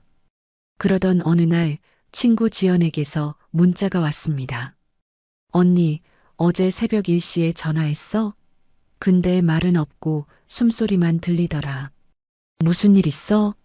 저는 깜짝 놀라 휴대폰을 확인했습니다. 통화 기록을 보니 새벽 1시 17분. 지연에게 3분간 통화한 기록이 있었어요. 하지만 저는 전화한 적이 없었습니다. 그때 정도연 씨가 거실에서 들어왔습니다. 여보, 뭐 봐요? 이상한 일이 있어요. 어젯밤에 제 폰으로 지연이한테 전화가 갔더라고요. 정도연 씨는 잠시 멈칫했습니다. 그러더니 웃었어요. 아, 그거요. 제가 실수로 눌렀나 봐요. 여보가요? 네. 어젯밤에 여보 폰 충전하려다가 화면 켜졌는데 실수로 터치한 것 같아요. 그의 설명은 자연스러웠습니다. 하지만 뭔가 이상했어요. 새벽 1시에 제 폰을 만진 이유가 뭘까? 충전은 항상 제가 했는데. 그랬구나. 지연이가 놀랐대요. 미안해요. 제가 조심할게요. 정도연 씨는 웃으며 제 어깨를 두드렸습니다. 그 손길이 무겁게 느껴졌어요. 그날 밤도 정도연 씨는 저를 원했습니다. 여보, 오늘은 진짜 안 돼요. 너무 피곤해요. 조금만요. 여보 보니까 그냥 안 되겠어요. 그는 제 말을 듣지 않았습니다. 저는 눈을 감고 참았어요. 언제까지 이래야 하나? 언제까지 이렇게 살아야 하나? 새벽 2시가 넘어서야 끝났습니다. 정도연 씨는 만족스러운 표정으로 잠들었어요. 저는 침대에 누워 천장을 바라봤습니다. 눈물이 나올 것 같았지만 참았습니다. 다음 날 아침 정도연 씨는 여전히 상냥했습니다. 여보, 오늘 뭐 먹고 싶어요? 아무거나 괜찮아요. 그럼 제가 된장찌개 끓여줄게요. 그는 부엌으로 갔습니다. 저는 소파에 앉아 멍하니 창밖을 바라봤어요. 이게 정상인가? 이게 결혼 생활인가? 그날 저녁 저는 지연에게 전화를 걸었습니다. 지연아, 나 좀 물어볼 게 있어. 왜 무슨 일인데? 결혼하고 나서 남편이 너무 자주 요구하면 어떻게 해야 해? 지연은 잠시 침묵했습니다. 언니, 얼마나 자주인데? 하루에 두세 번? 뭐, 그게 말이 돼? 언니 나이가 몇인데. 나도 힘들어. 근데 거절하면 자꾸 금방 끝난다고 하고. 지연의 목소리가 낮아졌습니다. 언니, 그건 정상이 아니야. 그건 사랑이 아니라 집착이야. 집착? 그 단어가 제 가슴을 찔렀습니다. 맞았어요. 정도연 씨의 사랑은 너무 무거웠습니다. 저를 배려하는 게 아니라 자기 욕구를 채우는 거였어요. 언니, 한번 진지하게 얘기해봐. 이건 언니 몸이 망가지는 거야. 전화를 끊고 저는 한숨을 쉬었습니다. 하지만 말할 용기가 나지 않았어요. 겨우 결혼한 지 2주밖에 안 됐는데 벌써 문제를 말하는 게 맞나? 그날 밤 정도연 씨가 다가왔습니다. 여보, 오늘도 예쁘네요. 저는 몸을 돌렸습니다. 여보, 오늘은 정말 안 돼요. 제발이요. 그는 잠시 멈췄습니다. 표정이 굳었어요.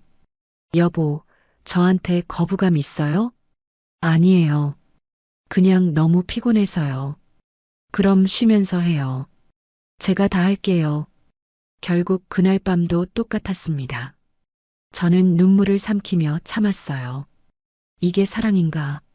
이게 부부인가? 신혼의 달콤함은 이미 사라졌습니다. 남은 건 불편한 반복뿐이었어요. 결혼한 지 한 달이 지났습니다. 몸은 점점 무너져 갔어요. 아침마다 온몸이 쑤셨고 계단을 오를 때마다 숨이 찼습니다.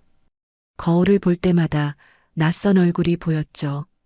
이게 나인가 싶었어요. 그날도 아침부터 정도연 씨는 상냥했습니다. 여보, 오늘 날씨 좋네요. 어디 나갔다 올까요? 괜찮아요. 집에서 쉬고 싶어요. 아니에요. 바람 쐬는 게 좋아요. 제가 예전에 운영하던 공장 근처에 갈 일이 있는데 같이 가요. 저는 거절하고 싶었습니다. 하지만 정도연 씨의 눈빛이 단호했어요. 거절하면 안 될 것 같았습니다. 알겠어요. 그럼 잠깐만요. 차를 타고 30분쯤 달렸습니다. 도착한 곳은 외곽의 낡은 건물이었어요. 간판도 떨어져 있고 주차장엔 잡초가 자라 있었죠. 여보, 여기가 어디예요? 제가 예전에 운영하던 공장이에요. 지금은 안 쓰지만 가끔 들러서 정리해요. 정도연 씨는 차에서 내렸습니다. 저도 따라 내렸어요. 건물 입구엔 녹슨 철문이 있었고 그는 열쇠로 문을 열었습니다. 삐걱거리는 소리가 섬뜩했어요. 여보, 잠깐만 기다려요. 서류 좀 찾아야 해서요. 네. 건물 안은 어두웠습니다. 햇빛이 들지 않아서 습기가 차 있었어요. 먼지가 코를 찔렀죠. 정도연 씨는 지하로 내려가는 계단을 가리켰습니다. 지하 창고에 있어요. 같이 내려가요. 저는 주저했습니다. 왜 저까지 내려가야 하나? 하지만 그는 제 손을 잡았어요. 여보, 혼자 있으면 무섭잖아요. 같이 가요. 어쩔 수 없이 따라 내려갔습니다. 계단은 가파랐고 난간은 녹슬어 있었어요. 한 걸음씩 내려갈 때마다 심장이 빨리 뛰었습니다. 지하 창고는 더 어두웠습니다. 천장엔 형광등 하나가 깜빡이고 있었어요. 벽엔 낡은 선반들이 있었고 먼지 쌓인 상자들이 쌓여 있었죠. 정도연 씨는 구석으로 걸어갔습니다. 여기 어디 있더라. 저는 주변을 둘러봤습니다. 그때 벽에 붙은 액자 하나가 눈에 들어왔어요. 먼지가 두껍게 쌓여 있었지만 그 안에 사진이 있었습니다. 젊은 여자의 얼굴이었어요. 긴 생머리, 환하게 웃는 표정. 30대쯤 돼 보이는 여자였습니다. 왜 이런 곳에 사진이 있을까? 저는 다가가서 액자를 들여다봤어요. 여보, 이 사람은 누구예요? 정도연 씨가 돌아봤습니다. 잠시 멈칫하더니 다가왔어요. 옛날 직원이에요. 직원이요? 왜 사진이 여기 있어요? 오래전에 붙여놓고 그냥 뒀어요. 별 의미 없어요. 그는 액자를 벽에서 떼어냈습니다. 손끝이 자연스러웠어요. 너무 자연스러워서 오히려 소름이 돋았습니다. 마치 익숙한 동작 같았어요. 그냥 버릴게요. 쓸데없는 거니까. 정도연 씨는 액자를 구석에 던졌습니다. 액자가 바닥에 떨어지며 유리가 깨졌어요. 저는 그 소리에 깜짝 놀랐습니다. 괜찮아요, 여보. 신경 쓸 거 없어요. 그는 웃었습니다. 하지만 그 웃음이 이상했어요. 왜 서둘러 치우는 걸까? 왜 별 의미 없다고 하면서도 표정이 굳어 있을까? 여보, 찾는 거 다 찾았어요? 네, 다 찾았어요. 정도연 씨는 제게 다가왔습니다. 그리고 갑자기 제 손을 잡았어요. 여보, 여기 조용하니까 좋네요. 네, 아무도 방해 안 하잖아요. 그의 눈빛이 변했습니다. 아침의 상냥함은 사라지고 뜨거운 무언가가 타오르고 있었어요. 저는 본능적으로 뒤로 물러났습니다. 여보, 여기서는 안 돼요. 괜찮아요. 아무도 안 와요. 그는 저를 벽으로 밀었습니다. 등이 차가운 벽에 닿았어요. 저는 벽을 짚으며 숨을 삼켰습니다. 심장이 터질 것 같았어요. 여보, 제발이요. 여기서는 정말 안 돼요. 여보가 너무 예뻐서 그래요. 참을 수가 없어요. 그의 목소리는 거칠었습니다. 저는 그의 가슴을 밀었어요. 하지만 힘이 너무 약했습니다. 그는 꿈쩍도 하지 않았죠. 여보, 그만해요. 나중에 집에서 해요. 지금이 좋아요. 여보, 금방이에요. 결국 저는 저항할 수 없었습니다. 그 지하 창고에서 먼지와 습기 속에서 저는 그의 요구를 견뎌야 했어요. 눈물이 났지만 소리는 내지 않았습니다. 깨진 유리 조각이 바닥에 흩어져 있었고 그 위로 희미한 형광등 빛이 깜빡였습니다. 얼마나 시간이 지났을까요? 끝나고 나서 정도연 씨는 웃으며 말했습니다. 여보, 여기서 하니까 더 좋네요. 다음에 또 올까요? 저는 대답할 수 없었습니다. 그저 고개를 돌렸어요. 벽에 기댄 채 숨을 고르며 생각했습니다. 이 사람이 누구지? 제가 결혼한 사람은 이런 사람이었나? 처음 만났을 때의 그 상냥함은 어디로 간 걸까? 차를 타고 돌아오는 길, 정도연 씨는 여전히 밝았습니다. 여보, 오늘 날씨 좋았죠? 드라이브 겸 다녀와서 좋았어요. 저는 창밖만 바라봤습니다. 지나가는 풍경이 흐릿하게 보였어요. 눈물이 차올라서였습니다. 집에 도착해서 샤워를 했습니다. 뜨거운 물을 온몸에 끼얹으며 울었어요. 소리 없이 조용히 물소리에 묻혀 아무도 모르게 거울에 비친 제 얼굴은 창백했습니다. 눈은 충혈되어 있었고 입술은 바짝 말라 있었어요. 이게 신혼의 얼굴인가? 이게 행복한 사람의 얼굴인가? 그날 밤 정도연 씨는 또 저를 원했습니다. 여보, 오늘 너무 좋았어요. 한 번 더 할까요? 저는 이불을 끌어안았습니다. 더 이상 참을 수 없었어요. 하지만 거절할 용기도 없었습니다. 그저 눈을 감고 견뎠어요. 새벽 3시가 되어서야 잠들 수 있었습니다. 꿈속에서도 지하 창고의 형광등이 깜빡였어요. 깨진 액자 속 여자의 얼굴이 계속 떠올랐습니다. 그 여자는 정말 직원이었을까? 아니면 다른 누군가였을까? 왜 그 사진을 그렇게 서둘러 치웠을까? 의문은 계속 커져갔지만 저는 물을 수 없었습니다. 물으면 안 될 것 같았어요. 알고 싶지 않았습니다. 진실이 두려웠으니까요. 지하 창고 이후 모든 게 달라졌습니다. 정도연 씨의 요구는 더 잦아졌어요. 하루에 두세 번이 아니라 4번, 5번. 시간과 장소를 가리지 않았습니다. 아침 식사를 준비하는 중에도, 설거지를 하는 중에도 그는 뒤에서 다가왔어요. 여보, 잠깐만요. 그 말이 공포의 신호가 됐습니다. 저는 온몸이 굳었어요. 또 시작이구나. 또 견뎌야 하는구나. 여보, 지금은 안 돼요. 밥하는 중이에요. 금방이에요.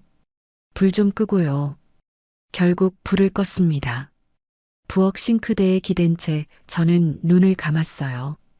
뒤에서 들리는 그의 거친 숨소리, 차가운 싱크대의 감촉, 창밖으로 들리는 새소리, 모든 게 비현실적이었습니다. 청소를 하던 중에도 똑같았습니다. 진공 청소기를 들고 거실을 청소하는데 정도연 씨가 다가왔어요. 여보, 오늘 참 예쁘네요. 여보, 청소 끝나고요. 아니요. 지금이요. 청소하는 모습이 너무 예뻐서요. 그는 청소기 전원을 껐습니다. 그리고 저를 소파로 이끌었어요. 저는 저항했지만 소용없었습니다. 그의 힘은 강했고 제 힘은 너무 약했어요. 거실 창문으로 햇빛이 들어왔습니다. 밝은 대낮이었어요. 이웃집 발코니에서 누군가 빨래를 넣는 소리가 들렸죠. 세상은 평범하게 돌아가는데 저만 이 지옥에 갇힌 것 같았습니다. 저녁을 먹고 난 뒤에도 마찬가지였어요. 여보, 오늘 저녁 맛있었어요. 다행이네요. 맛있어서 힘이 나요. 여보 덕분에요. 그 말이 끝나자마자 그는 제 손을 잡았습니다. 식탁에 앉은 채로 그는 저를 끌어당겼어요. 여보, 식사 끝났으니까 이제 우리 시간이에요. 저는 접시를 내려놨습니다. 손이 떨렸어요. 매일 매순간 끝이 없었습니다. 언제까지 이래야 하나? 언제까지 이렇게 살아야 하나? 몸은 점점 망가졌습니다. 허리는 끊어질 것 같았고 다리는 제 몸을 지탱할 수 없었어요. 화장실 거울을 볼 때마다 낯선 사람이 보였습니다. 눈은 푹 꺼졌고 뺨은 살이 빠져 있었죠. 머리카락도 빠지기 시작했어요. 친구 지연에게 전화를 걸었습니다. 지연아, 나 병원 좀 가봐야 할 것 같아. 왜? 어디 아파? 몸이 너무 힘들어. 매일 온몸이 쑤시고 잠도 못 자겠어. 언니, 그거 남편 때문 아니야? 저는 대답할 수 없었습니다. 맞았어요. 정도연 씨 때문이었습니다. 하지만 인정하고 싶지 않았어요. 아니야. 그냥 피곤해서 그래. 언니, 솔직히 말해. 남편이 너무 심한 거 아니야? 심하진 않아. 그냥 자주 그래. 얼마나 자주인데? 하루에 서너 번? 지연이 한숨을 쉬었습니다. 언니, 그건 정상이 아니야. 그건 병이야. 중독이라고. 중독. 그 단어가 귓가에 맴돌았습니다. 정도연 씨는 중독된 걸까? 저에게? 아니면 그 행위 자체에? 그날 밤 저는 일찍 잠들려고 했습니다. 여보, 저 좀 일찍 자도 될까요? 너무 피곤해요. 그러세요. 푹 쉬어요. 정도연 씨는 이해하는 듯 고개를 끄덕였습니다. 저는 안도하며 침실로 들어갔어요. 이불을 덮고 눈을 감았습니다. 오늘은 편히 잘 수 있겠구나. 하지만 1시간 뒤 문이 열렸습니다. 정도연 씨가 들어왔어요. 저는 자는 척 했습니다. 움직이지 않았죠. 하지만 그는 제 어깨를 흔들었어요. 여보, 자요?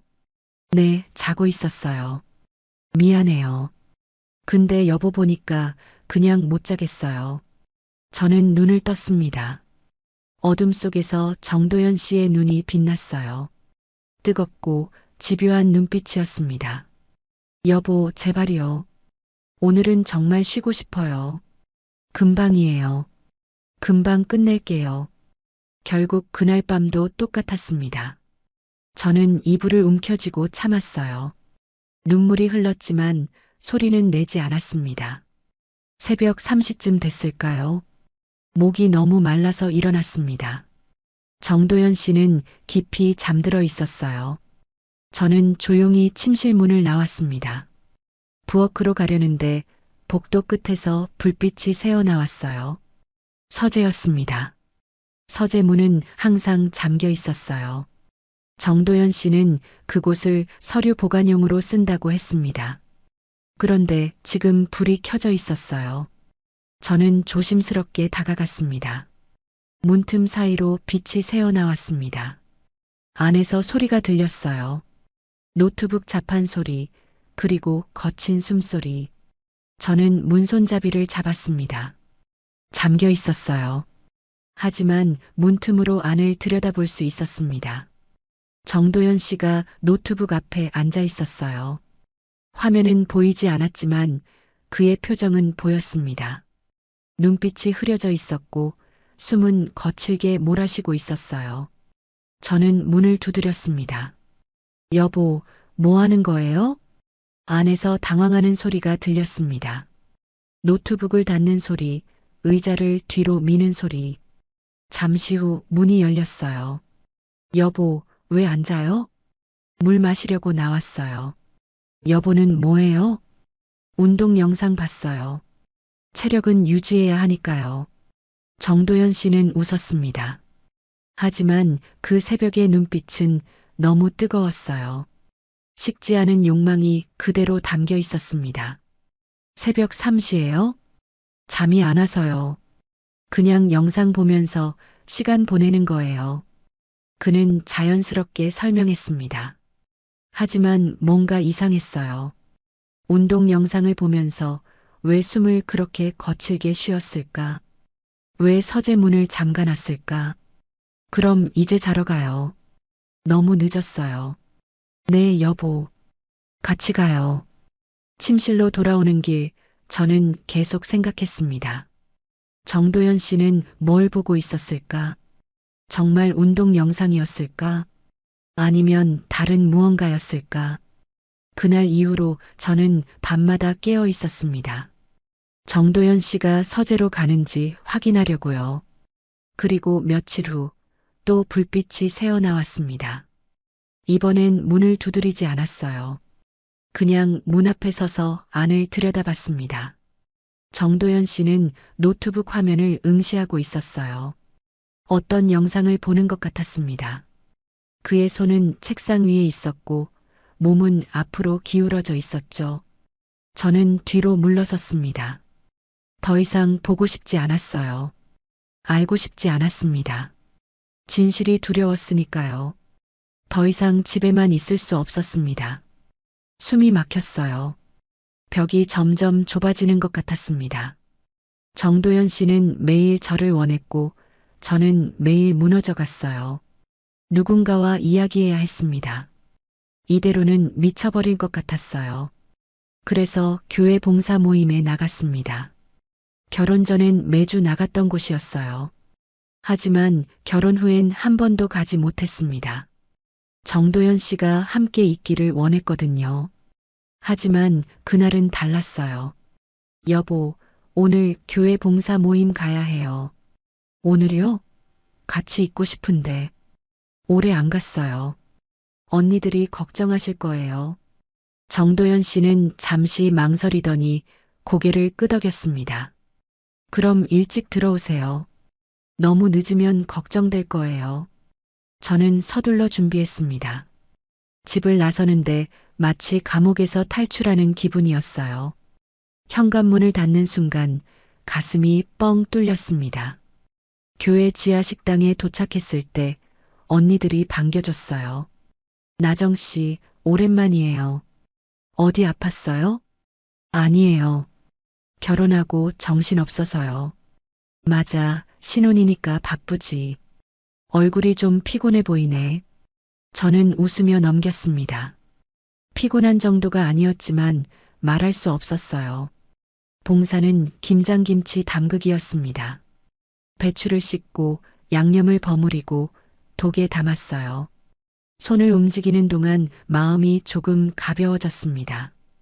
누군가와 이야기하고 웃고 평범한 시간을 보내는 게 이렇게 소중한 줄 몰랐어요. 쉬는 시간에 최영숙 언니가 다가왔습니다. 언니는 65살이었어요. 머리는 반백이었고 목소리는 부드러웠죠. 늘 조용히 다른 사람을 관찰하는 분이었습니다. 나정 씨, 잠깐 이야기할 수 있어요? 네, 언니. 우리는 복도 한쪽 벤치에 앉았습니다. 영숙 언니는 잠시 망설이더니 조심스럽게 물었어요. 나정 씨, 혹시 결혼하신 분이 정도연 씨 맞죠? 네, 맞아요. 어떻게 아세요? 그분이랑 어디서 뵌 적 있어요? 저는 고개를 갸웃했습니다. 공방에서 처음 만났어요. 왜요? 영숙 언니는 입술을 깨물었습니다. 뭔가 말하기 어려운 표정이었어요. 실은 말이에요. 그분이 전에 저한테도 연락하셨어요. 네. 한 2년 전쯤이었어요. 교회 친목 모임에서 명함을 나눴는데 그 후로 연락이 왔더라고요. 제 심장이 쿵 내려앉았습니다. 무슨 연락이요? 처음엔 교회 이야기를 하더니 나중엔 식사 한번 하자고 했어요. 저도 혼자였거든요. 남편을 일찍 보냈어요. 영숙 언니의 목소리가 떨렸습니다. 몇 번 만났어요. 그분이 참 예의 바르고 좋은 분 같았거든요. 근데 어느 날부터 이상해졌어요. 어떻게요? 자꾸 제 집에 오려고 하더라고요. 처음엔 괜찮다고 했는데 나중엔 거절했어요. 그런데도 계속 연락이 왔어요. 하루에도 몇 번씩이요. 제 손이 떨렸습니다. 영숙 언니는 계속 말했어요. 그래서 제가 거절했어요. 이건 아닌 것 같다고. 그랬더니 갑자기 연락이 끊겼어요. 그 후로 다시는 안 봤죠. 그럼 언니는 그분이랑 깊은 관계는 아니었어요? 영숙 언니는 고개를 저었습니다. 아니에요. 그냥 식사 몇 번 한 게 전부예요. 근데 나정 씨, 그분한테서 느낌이 이상했어요. 무슨 느낌이요? 뭔가에 굶주린 느낌이었어요. 사랑이 아니라 소유욕 같은 거요. 소유욕. 그 단어가 제 가슴을 찔렀습니다. 그런데 나정 씨, 그분이랑 결혼하셨다고 들어서 놀랐어요. 혹시 괜찮으세요? 저는 대답할 수 없었습니다. 괜찮지 않았어요. 전혀 괜찮지 않았습니다. 언니, 그분이 다른 여자들한테도 연락했을까요? 영숙 언니는 한숨을 쉬었습니다. 모르겠어요. 근데 저만 그랬을 것 같진 않아요. 그때 그분 휴대폰을 잠깐 본 적이 있는데 저장된 이름이 되게 많더라고요. 다 여자 이름이었어요. 제 머릿속이 하얘졌습니다. 정도연 씨는 저만 만난 게 아니었어요. 다른 여자들도 만났던 거죠. 그리고 영숙 언니처럼 거절당하면 다른 사람을 찾았던 겁니다. 나정 씨, 혹시 힘드시면 언제든 연락하세요. 제가 도와드릴게요. 고맙습니다, 언니. 하지만 저는 연락할 수 없을 것 같았어요.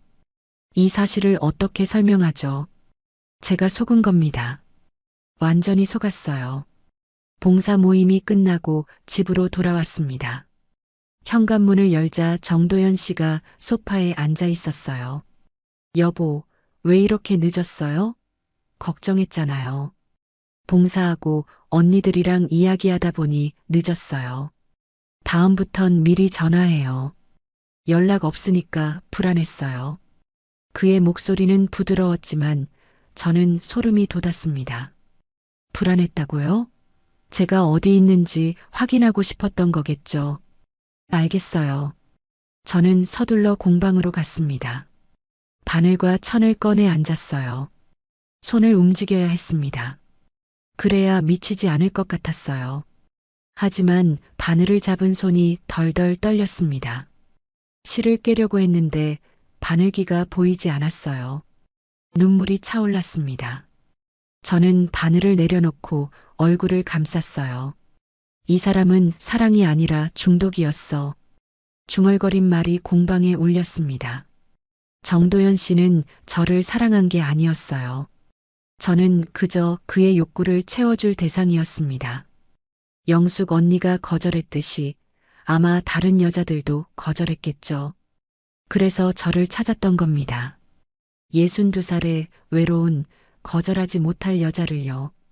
지하 창고의 사진 속 여자도 떠올랐습니다. 그 여자는 누구였을까? 전부인?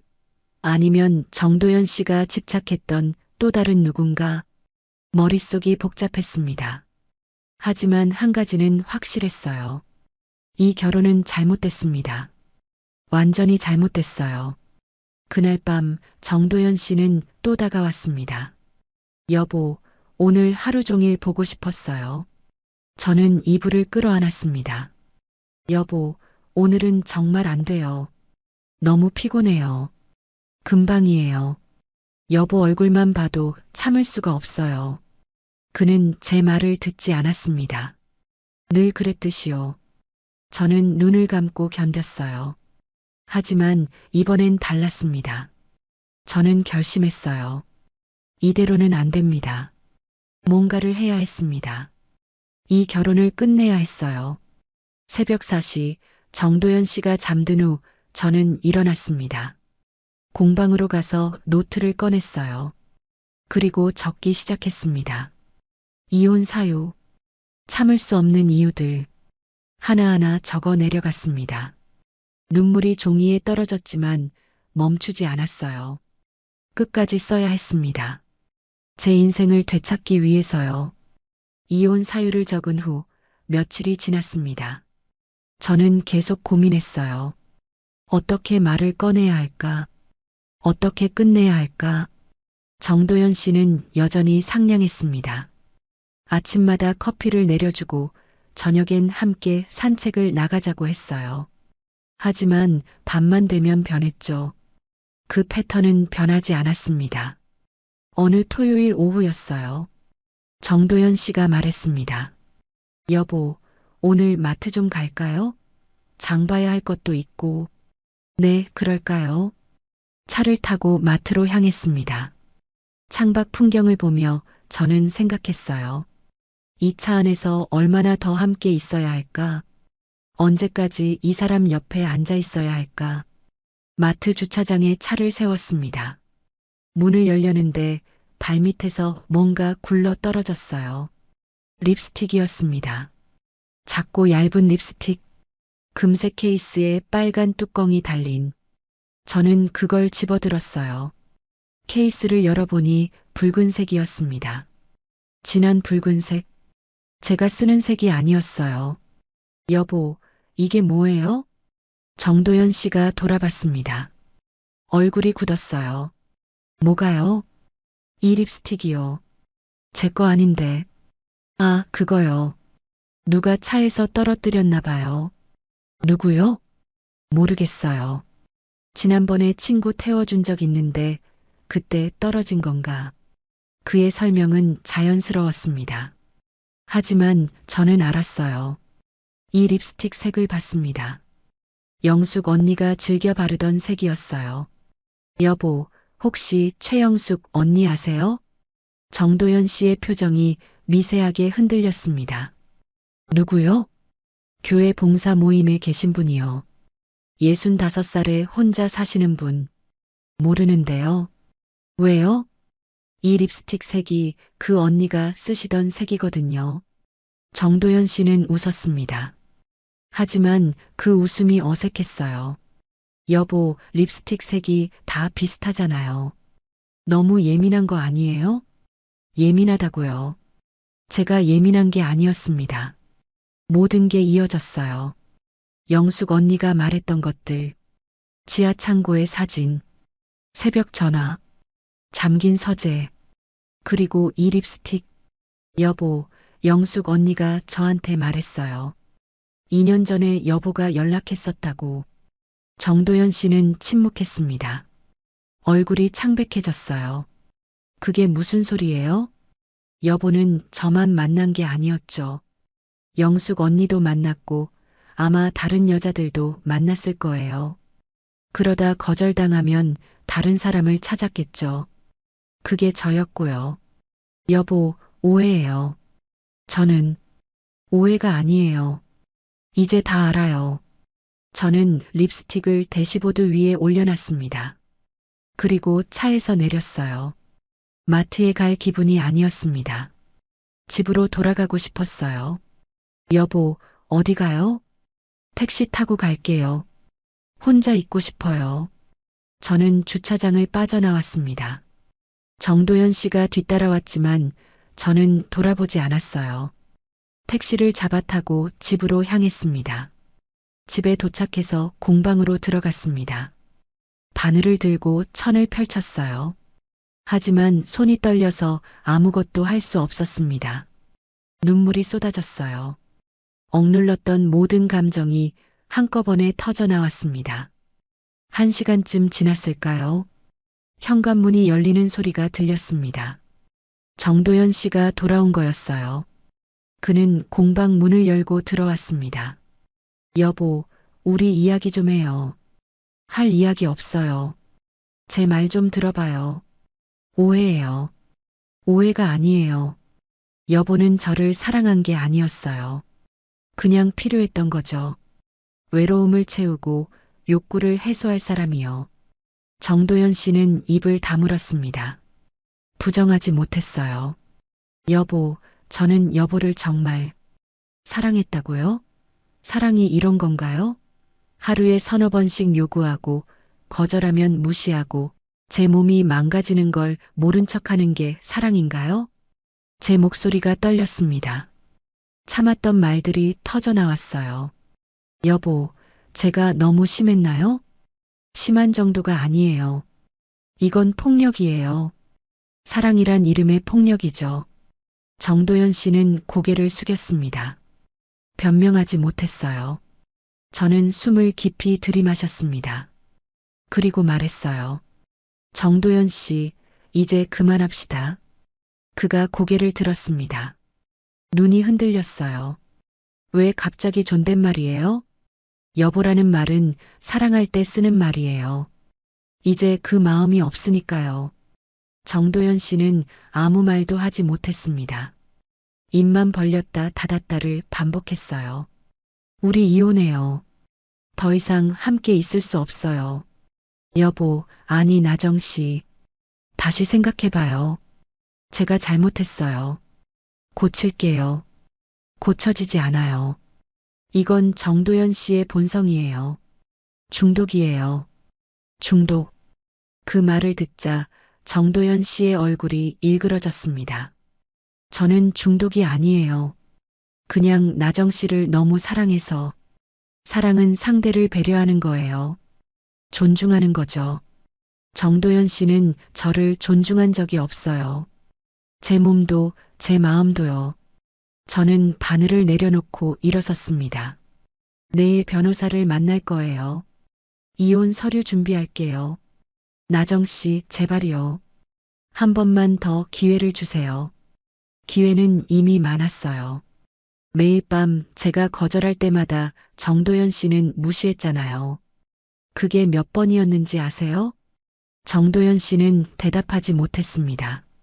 저는 그를 지나쳐 침실로 갔어요. 옷을 몇 벌 챙겨서 가방에 넣었습니다. 뭐 하는 거예요? 당분간 다른 데서 지낼 거예요. 친구 집에 가 있을게요. 나정 씨, 이러지 마요. 저는 가방을 들고 현관으로 향했습니다. 정도연 씨가 제 팔을 잡았어요. 놓으세요.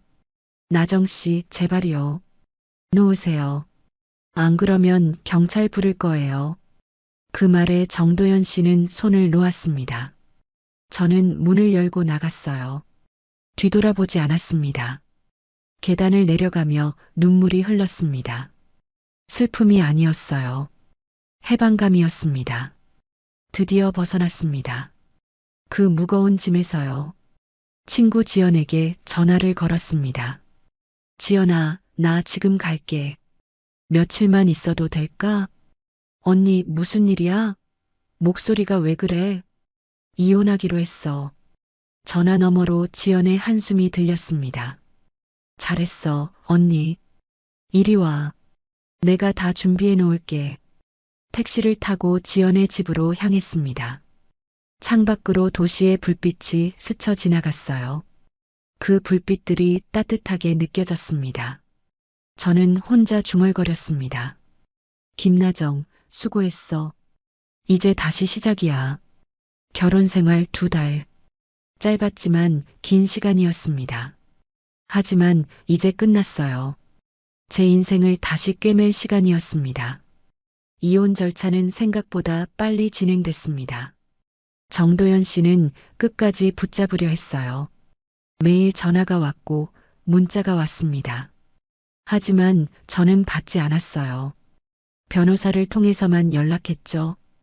재산 분할도 간단했습니다. 저는 아무것도 원하지 않았어요. 그냥 자유가 필요했습니다. 3달 만에 이혼이 확정됐습니다. 법원에서 나오는 길, 햇빛이 눈부셨어요. 가을이었습니다. 바람이 살랑 불었고 낙엽이 길에 흩어져 있었죠. 저는 그 길을 천천히 걸었습니다. 처음으로 제 발걸음이 가볍게 느껴졌어요. 지연이 옆에서 말했습니다. 언니, 이제 끝났어. 새로 시작하는 거야. 응, 이제 시작이야. 저는 웃었습니다. 오랜만에 진심으로 웃은 것 같았어요. 공방으로 돌아왔습니다. 6개월 만이었어요. 문을 열자 먼지 냄새가 났습니다. 창문을 열었죠. 바람이 들어와 먼지를 날렸어요. 저는 천천히 공방을 둘러봤습니다. 재봉틀, 바늘, 천뭉치들, 모든 게 그대로였습니다. 시간이 멈춘 것 같았어요. 하지만 저는 변했습니다. 6개월 전에 제가 아니었죠. 며칠 동안 공방을 정리했습니다. 먼지를 털고 천을 다시 정돈하고 재봉틀을 손질했어요. 손을 움직이는 게 좋았습니다. 마음이 차분해졌죠. 일주일 후 저는 결심했습니다. 간판을 바꾸기로요. 예전 간판은 나정한복 공방이었어요. 평범했습니다. 이제는 다른 이름이 필요했어요. 제 이야기를 담은 이름. 마음수선실 김나정. 새 간판을 주문했습니다. 목공의 장인에게 부탁해서 따뜻한 느낌의 나무 간판을 만들었어요. 붓글씨로 쓴 이름이 새겨졌습니다. 간판이 완성되던 날 저는 직접 달았어요. 사다리에 올라가 간판을 거는데 손이 떨렸습니다. 설렘이었어요. 두려움이 아니라 기대였죠. 간판을 다 달고 내려와서 바라봤습니다. 마음수선실 김나정. 햇빛에 반짝이는 간판을 보며 눈물이 났습니다. 이제 저는 옷만 수선하는 게 아니었어요. 마음도 수선하는 곳. 찢어진 마음을 꿰매는 곳. 제 오픈 날 친구들이 찾아왔습니다. 지연, 영숙 언니, 교회 봉사 모임 언니들. 모두 꽃다발을 들고 왔어요. 언니 축하해. 정말 멋진 이름이야. 나정씨, 새 출발 응원할게요. 저는 그들을 맞으며 웃었습니다. 진심으로 고마웠어요. 이들이 없었다면 견디지 못했을 겁니다. 차를 내오고 과자를 나눠 먹으며 이야기했습니다. 옛날 이야기도 앞으로의 계획도요. 웃음소리가 공방에 가득했어요. 손님들도 하나둘 찾아왔습니다. 예전 단골들이었어요. 모두 반가워했습니다. 사장님, 오랜만이에요. 어디 가셨어요? 잠깐 쉬었어요. 이제 다시 시작합니다. 저는 간단하게 대답했습니다. 자세한 이야기는 하지 않았어요. 그럴 필요가 없었습니다. 어느 날 오후 젊은 여자가 찾아왔습니다. 30대쯤 돼 보이는 여자였어요. 손에 찢어진 한복을 들고 있었습니다. 수선 가능할까요? 당연하죠. 어디 볼게요. 저는 한복을 펼쳤습니다. 소매가 크게 찢어져 있었어요. 하지만 고칠 수 있었습니다. 일주일이면 됩니다. 감사합니다. 근데 사장님, 간판 이름이 특이하네요. 마음수선실이요. 저는 웃었습니다. 옷만 수선하는 게 아니라 마음도 수선하고 싶어서요. 와, 멋진데요. 저도 요즘 마음이 찢어진 것 같거든요. 그 여자는 쓸쓸하게 웃었습니다. 저는 그 표정을 알았어요. 저도 그랬으니까요.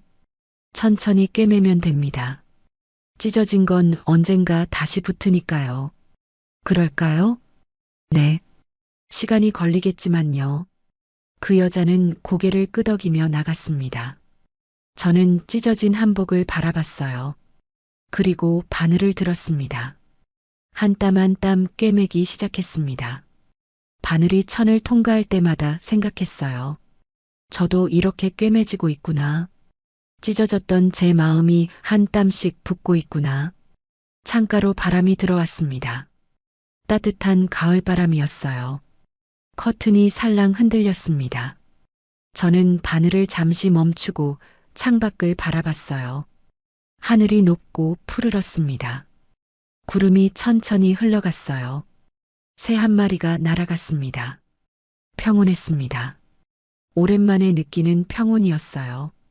누군가의 요구도 무거운 짐도 없었습니다. 그저 저와 바늘과 천만 있었죠. 저녁이 되어 공방 문을 닫았습니다.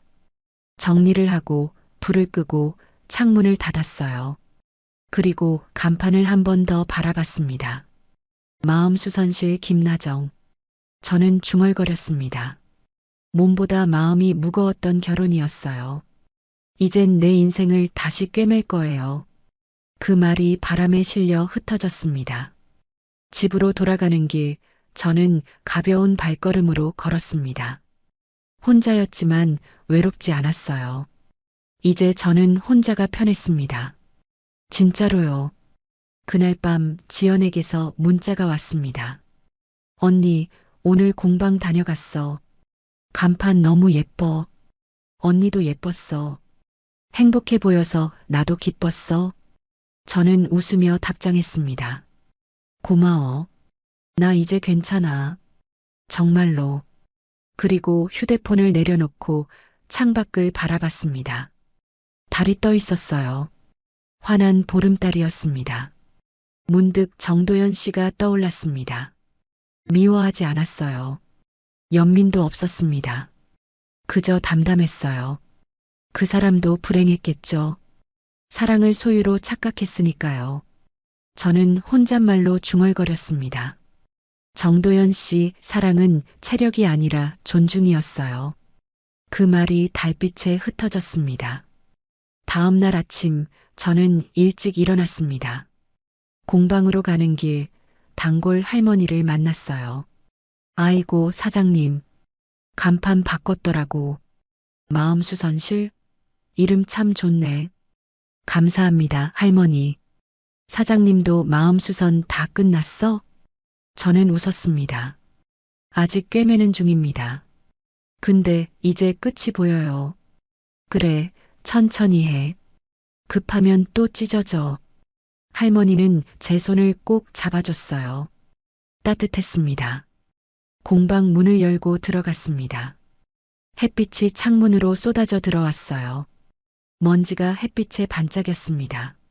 저는 재봉틀 앞에 앉았습니다. 바늘을 들고 천을 펼쳤어요. 오늘도 누군가의 찢어진 옷을 꿰맬 것입니다. 그리고 제 마음도 한 땀 더 꿰맬 거예요. 바늘이 천을 통과했습니다. 한 땀, 또 한 땀. 저는 웃으며 중얼거렸습니다. 김나정, 잘하고 있어. 천천히 한 땀씩. 창밖으로 바람이 불었습니다. 간판이 살랑 흔들렸어요. 마음수선실 김나정. 그 이름이 햇빛에 반짝였습니다. 저는 계속 바늘을 움직였습니다. 오늘도 내일도 모레도 찢어진 것들을 꿰매며 살아갈 것입니다. 그렇게 제 인생을 다시 수선하며요. 그리고 언젠가는 완전히 회복되겠죠. 흉터는 남겠지만 그것도 제 이야기의 일부니까요. 이제 저는 두렵지 않습니다. 혼자여도 괜찮습니다. 저는 충분히 강하니까요. 바늘이 천을 꿰맸습니다. 마지막 한 땀을 마치고 저는 실을 끊었어요. 완성됐습니다. 또 하나의 수선이요. 저는 창밖을 바라보며 미소 지었습니다. 이제 시작이야. 새로운 하루가 밝았습니다. 저는 오지연 61살입니다. 시골 시장에서 김밥 가게를 운영하고 있죠. 비가 내리던 어느 오후였습니다. 저는 가게 문을 닫고 30년 지기 친구 박은정을 만나러 갔죠. 은정이는 평소에 활달한 성격인데 그날따라 얼굴이 창백했어요. 카페 구석 자리에 앉은 은정이의 손이 미세하게 떨리고 있더군요. 지연아, 나 요즘 너무 힘들어. 은정이가 커피잔을 내려놓으며 말했습니다. 목소리가 평소와 달랐어요. 힘이 없고 어딘가 지쳐 있었죠. 무슨 일인데? 문화센터 일이 힘들어? 저는 가볍게 물었습니다. 은정이는 동네 문화센터에서 강사로 일하고 있거든요. 그런데 은정이는 고개를 저으며 다른 말을 꺼냈어요. 남편 때문에 그래. 재국 씨가 너무 건강해서 괴로워. 순간 저는 귀를 의심했습니다. 남편이 건강해서 힘들다니 대체 무슨 말인가 싶었죠. 저는 웃으며 물었어요. 그게 무슨 소리야? 남편이 건강한 게 좋은 거지. 하지만 은정이는 웃지 않았습니다. 오히려 눈가에 눈물이 고이더군요.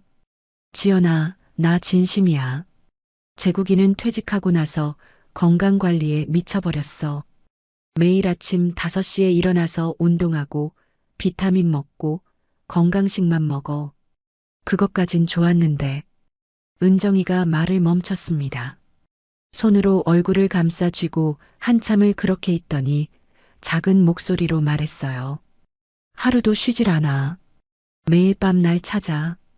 거절하면 서운해하고 받아들이면 내가 아파. 지연아, 나 이제 어떻게 해야 할지 모르겠어. 그 순간 저는 아무 말도 할 수 없었습니다. 은정이의 눈빛이 너무 진지했거든요. 농담이 아니라 정말로 괴로워하고 있었어요. 요즘엔 잠자리에 들 시간만 되면 심장이 두근거려. 무서운 거야. 사랑하는 사람이 무서워진다는 게 말이 돼? 은정이의 손이 계속 떨렸습니다. 저는 그 손을 잡아줬죠. 차갑고 떨리는 손이었어요. 재국 씨한테 말은 해봤어? 수도 없이 했지. 근데 그 사람 말이 사랑은 매일 표현해야 하는 거래. 부부는 건강할 때 서로를 아껴줘야 한다고. 내가 피곤하다고 하면 그럼 운동해서 체력을 키우라고 해. 저는 한숨이 나왔습니다. 은정이의 고민은 단순한 부부 문제가 아니었어요. 이건 외로움의 또 다른 얼굴이었죠. 지연아, 넌 남편이 무관심하다고 불평하잖아. 근데 나는 반대야. 관심